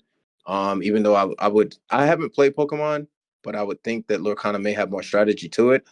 But the thing with Lorcana, it's going to be highly sought after, and we This may is a Disney complain as IP. competitive players that's like, oh, this is crazy because all these collectors. But there were Disney's collectors before any of us were even born, so that's going to happen. Um, Yeah, Disney is Disney. You know what I'm saying? It's way older than Pokemon. It's older than Magic. It's God knows how long. People gonna get it to collect, and that's just gonna be part of it. But now it has that like super competitive aspect because it can definitely blow up, and it seems pretty balanced, right, Mike? Other than I mean, I know it's hard to get the cards, but the game it's brand new. Lorcana right now is pretty balanced. I actually like that right now. I'm pretty sure the top three meta decks is Ruby Amethyst, which is what I'm currently playing. It's a control deck, and then you have a Amethyst Steel, which can play two different ways. There's an aggressive variant and a mid-range variant. The mid-range variant has been seeing the most success. Mhm. The aggro variant was like the first iteration that people were playing and it was doing really well, and then people just realized like some of these other cards just that work differently just work better. So the Mhm. mid-range variant got better. And then the Sapphire Emerald deck, it's like a really weird it's a deck that they play a bunch of cards. Like if they see their cards on curve, meaning like the proper card for their first turn, their second turn, third turn, fourth turn, fifth turn, Yeah. that deck can just literally like that deck goes to 5 mana and then stays there. They never have to play another card into their mana, and because all of their cards, if they get challenged and killed or anything, or if they get challenged at all, like by another creature, then it has an effect. So then, like, your opponent really doesn't want to swing into them because they might have to discard a card. The card might blow up another one of their cards. The card might draw them a card. It's really annoying. So Yeah. every single color has found a use into a top 3 meta deck. Oh dang, that's what's up then. Yeah, I mean I say that's why I love like TCG. It's like I love and I enjoy Beyblade, but I know a lot of the nostalgia I was getting from the strategy. It was from the TCG life of how you can incorporate your own style into the meta. And even though it's you still might have a meta deck or something like that. Like you switch a couple things up that someone else isn't doing or discovered. And we can replicate that in some ways with Beyblade, but sometimes you get those lucky like that shouldn't happen. Yeah. The same thing can happen in TCGs if you're just getting bad pulls. You going against the deck and they're pulling better than you, but it's like at least you have something to look forward to. But I know I'm nerding out because I understood everything what you're saying. I asked somebody the other day, they were talking about on curve, and I was like, bro, what's that mean? And then they explained it to me, and I was like, oh, okay, I got you. Yeah, seeing the best possible cards you can during that specific turn. Yep. Right. Because there was like, yeah, do a non-drop on curve, and then it's like, dude, y'all keep saying that. Like, what is that? It was like, oh, okay, yeah. Yep. It's all strategy, man. Lorcana is just the concept of it is so. I feel like it's unique. There's no light points. You do have your inkwell and things like that, but it's like it's a race to 20, or to keep your opponent from getting to 20. Yeah, and that's one of the more interesting things about Lorcana compared to other games. Every other game is basically a decrease system where you're trying to hurt your opponent and they're trying to defend. This one here, you are actively trying to increase yourself to get to 20, and they have to try to stop you from doing that. Yeah, it's funny. It's like it's such a Disney thing. It's like we're gonna play friendly. We're not gonna hurt each other. Let's just try to build ourselves up. It's Yeah, because the whole idea of it is you're questing for lore, which is basically knowledge. You're trying to get smarter. Yeah, you try and get smarter before your opponent does, and it's a beautiful concept of it. I was in a shop the other day in the mall. They had 2 starters for each one. Actually, I think they probably had around 4. And I was like, oh dang, because it was in the back of the store, and I was like, I doubt anyone has come through. I came back like 2 days later, all completely gone. Yeah. Jeez. All of them.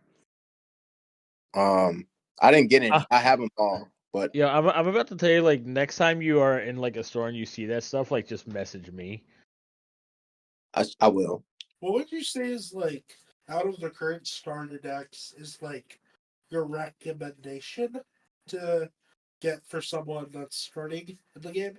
All right, so if you want to get into the game but you don't want to spend a lot of money right now, like to buy one of the best meta decks, my suggestion is starting with the red green deck, the Ruby Emerald deck, and trying to because then you only need a few cards that are very cheap, and I mean they are very cheap, and you can build what's called Ruby Emerald Evasive.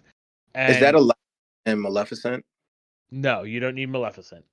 No, I mean like that for people like me who don't know all the colors, because I just go off of the people who's on the cover. Oh, no, that one has Cruella de Vil and what is the other one? Aladdin on it. Okay, Cruella and Aladdin. Okay, Yeah. solid. Yep, and that's only if you don't want to spend money. If you are like, I want to spend money, but I just need something with the bases, then you've got to buy roughly 2 decks. Except for you could buy the blue steel, the sapphire steel deck. That is actually a very good rogue deck right now. You just have to buy like some of the more high end cards to go into it, and most of them are around. Most of those cards are around like $20 a piece, so it gets pricey, but that's like a good rogue deck that if you want to throw money into and everything, you pick up that. If you want to be as cheap as possible, you buy the red green and build red green evasive. Yeah. And I will say the beauty of it with these starters, they do come with booster pack. Yep. Which was Yeah. For chapter 1. When is chapter 2? Do you know when chapter 2 comes out? November. No, the middle of November. All LGSs get the Chapter 2 product. It's called Rise of the Floodborn. Um, we get that, like all the LGS stores get that, and then December 1st, all the big stores get it. Okay. I'm sure they'll have a pre-release. You going to that?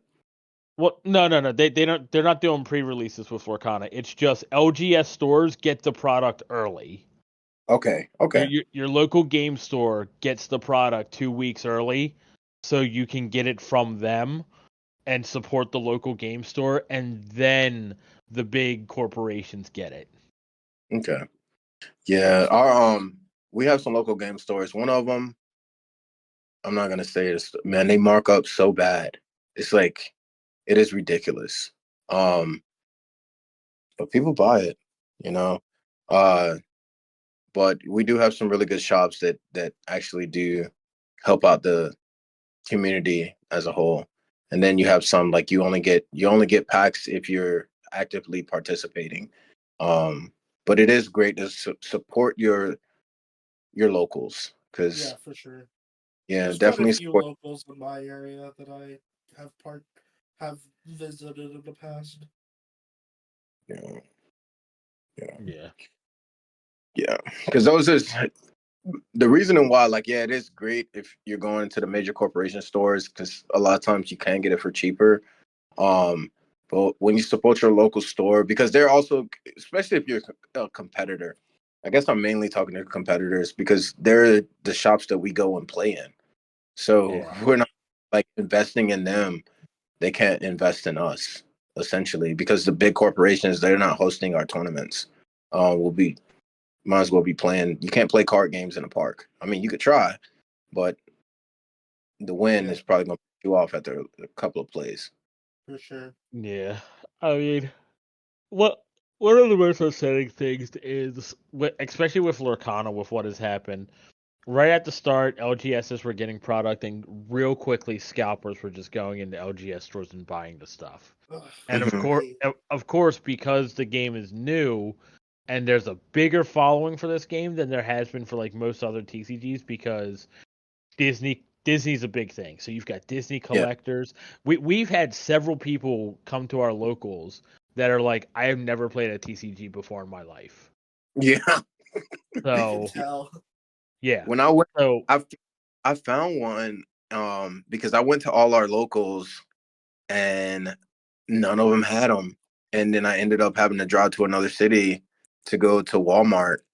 And Walmart had it out, and there when I was checking out, there was a lady there. She was a elderly lady. She doesn't play.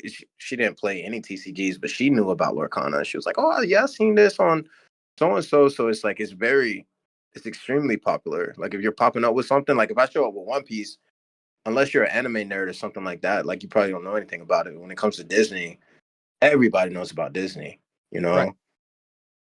Right.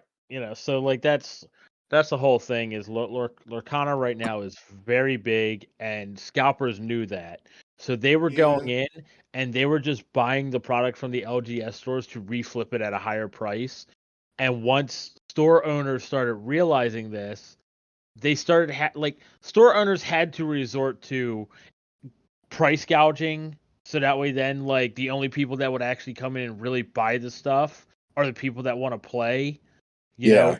yes. because with this being such a new card game, they don't know who's actually trying to play and who's actually just trying to scalp.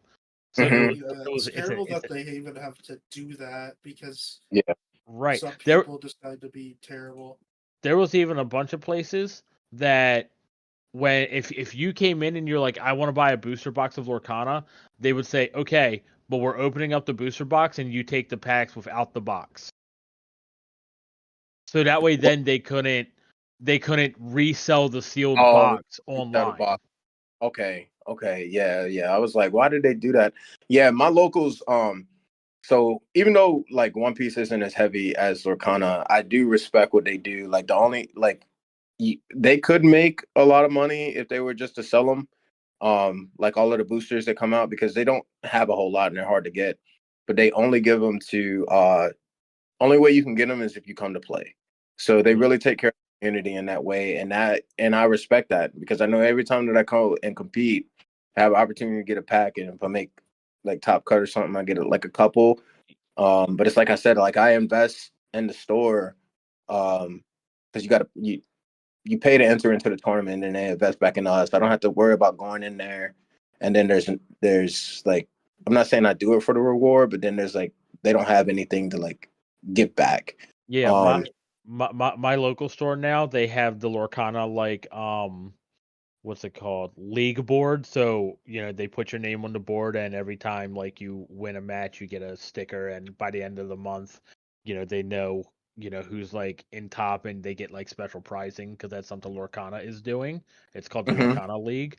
But they now have a rule like whenever they get like the next product and stuff in, their rule is mhm. going to be if your name is not on this board, you're limited to like one pack.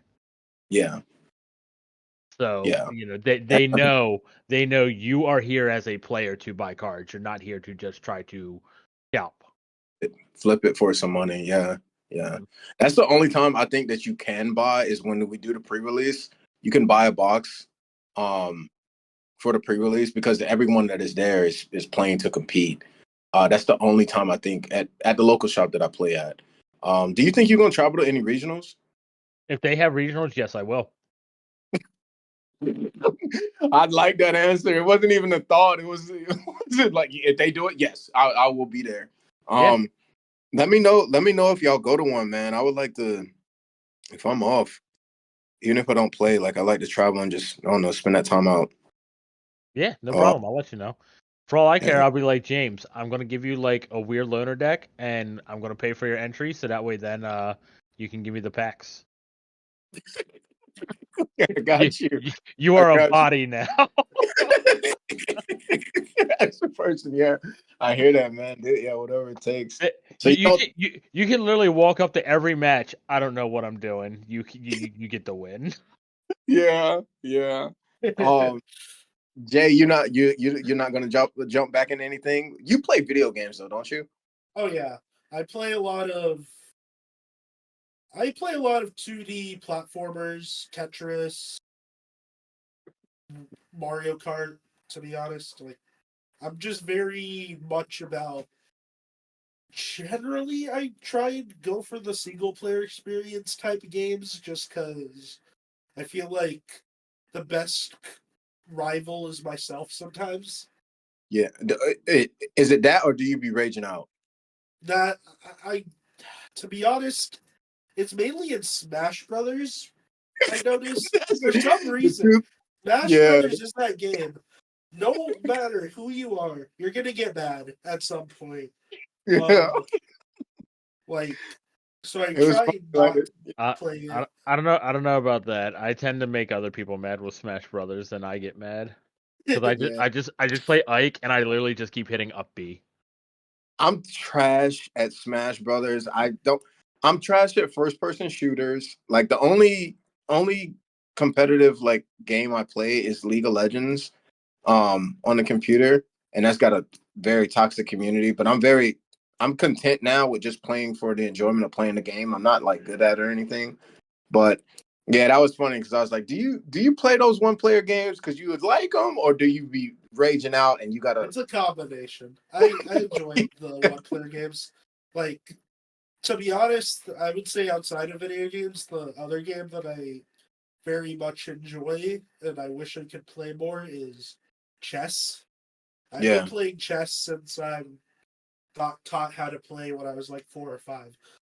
Do Like, you have the app chess.com? yeah, I have that app. Like, I've Yeah. had that since middle school. I don't really play on there too much just because, to be honest, it's not something that's always present in my mind. Yeah. I I also usually just prefer physical boards. yeah, I hear that. Sometimes when I play like even like my One Piece right now, I have to I was playing this more than I was going to my locals. And then when I was going to my locals, I was like scrubbing out. Right. And I was like, man, I know I can play better than this, but I was so used to playing on the computer, not face to face, not the tension of all the surroundings. but now like get more comfortable playing face to face, playing on the board. Like I could think clearer. So yeah, I Yeah. definitely get that.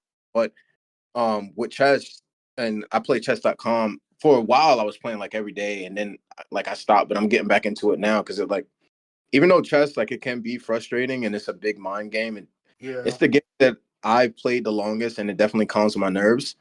And I say it's therapeutic for me. So I will usually play like before I lay down, or if I'm having a bad day and I just need some time to myself, I'll go play Yeah, a game of chess, definitely. because it's like when you really play, it doesn't matter typically what is going on in the outside world. You get so focused on the strategy of the game that nothing else really matters. Right. Um, yeah, I think that's probably escape for reality with any game that you play.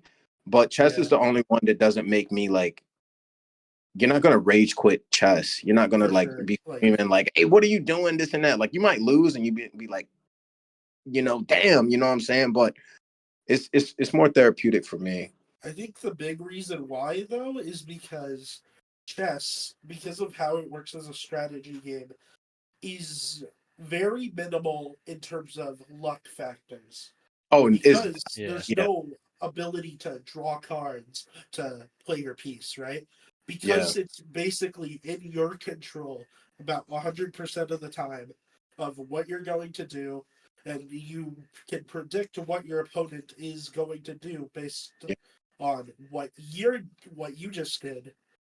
I feel like there's less room to get mad at the randomness of life because you know it was in your control. Mm. You can't a Yeah. hundred just percent. find a Yeah, reason to blame something like in Smash Brothers, for example, blaming lag or snapback or controller drift or something. It's Yeah. yeah, like having the ability to just no to have a game where you can just take accountability for your mistakes yeah, and makes not only makes it less likely to get mad at yourself playing the game, but more likely to feel happy when you win a game. yeah.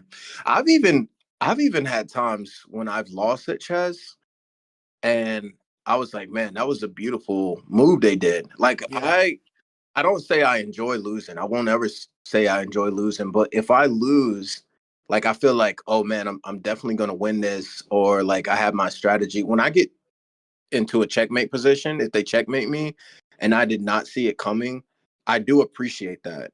yeah, Um, like yeah, appreciating what because the other cook is cooking.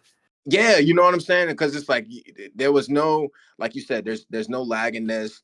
They didn't pay like tons of money to get better pieces than I did.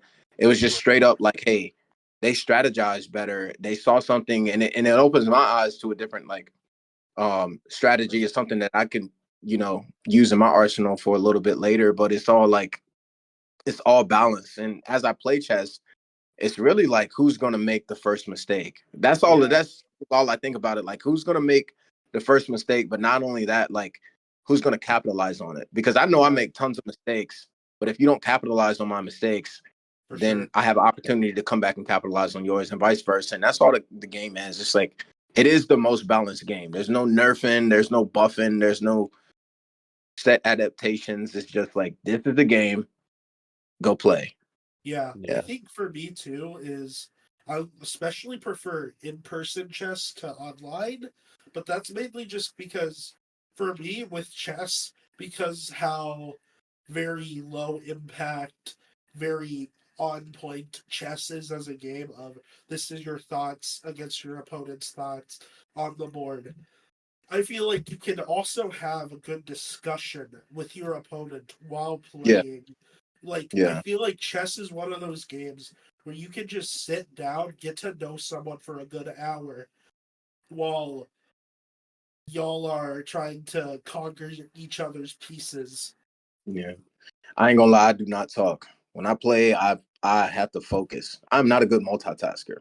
For sure. I Like, am, but that's me. But I do is, and it may sound weird or like I hope it doesn't sound creepy. When I play with you or play against you, from the moves that you're making, to me, it's a communication in itself on your strategy, your intellect, and personality. Because sometimes I play with people and I could tell by the way they're playing, like this dude, they may be a jerk. Or I'm like, Right. hey man, person's super nice. Because I've seen some things, and some people they make some really cocky moves. Or they'll do something that's like, man, you didn't have to do all that. You know what I'm saying? So you kind of see the personality on that. And then some people you see like, hey man, this person, they're playing straight up. They're playing like, I mean, everything is fair, but they're not doing like little cheese moves or little like annoying stuff. I'm not gonna lie, I am an annoying player. That's how I play most of the time. I You would say call what? myself a late game demon sometimes. Because, like, for Yeah. me, sometimes I'll do something. I know it doesn't look great on paper, but I know that the payoff is going to be really funny. So I'm Yeah. going to try and pull it off. Like, let's say there's a certain situation where sometimes I want to try and checkmate my opponent with two knights or something, Yeah. and I will like focus specifically on that task and getting the game to be set up to that task simply hmm because I know I can try and do it. I I try to. Some people prioritize knights over bishop. I mean bishops over knights. I Right. see knights as way more dangerous than bishops. Oh yeah. Um, I got you, brother. Um, and my bad to cut this. Well, not cut it short. We've been talking for a minute. I just looked at the time. Um, but I do want to say thank you. Yeah, I think it's been a little bit over 2 hours. I know I said it. I didn't know how long this one was going to go, but it was a lot of fun. We talked about X and um, hopped into a little bit WBO discussion and just general nerd life. Um, But I want to say thank you, Jay, for hopping back up here with us again. Thank you, Crisis. Yes. As always, for coming up Fun. here and getting to talk. And yeah, you got any last minute shout outs or anything, Jay? Spooky series is happening at the very end of the month in either Indianapolis or Carmel. It's that general central Indiana area. Um, Other than that, that's pretty much it. Yeah. Thank you all. Thank you all for listening. I don't know. Finish this. Keep Beyblade and definitely like get out there, grow your local communities, and beyond that, you know what I'm saying? Make your new friends. Just like we talked, like I've made so many friends on this show, so many listeners that we have traveling and visiting, um, nerd life, just all in general, because there's a lot more I think that we have in common than we even know. And typically with our community, like our nerd life community, like some of us or a lot of us may just be introverts. Like I know I'm an introvert. I think Mike is an introvert. I'm not sure if you are, Jay, I but am it's like, too. Yeah, actually. yeah, when we get those times to like nerd out and do our thing, like definitely enjoy it and live it up. But yeah, I'm not gonna hold y'all guys anymore. Thank you all for listening, everyone, and take care. Yep. Bye. Bye bye.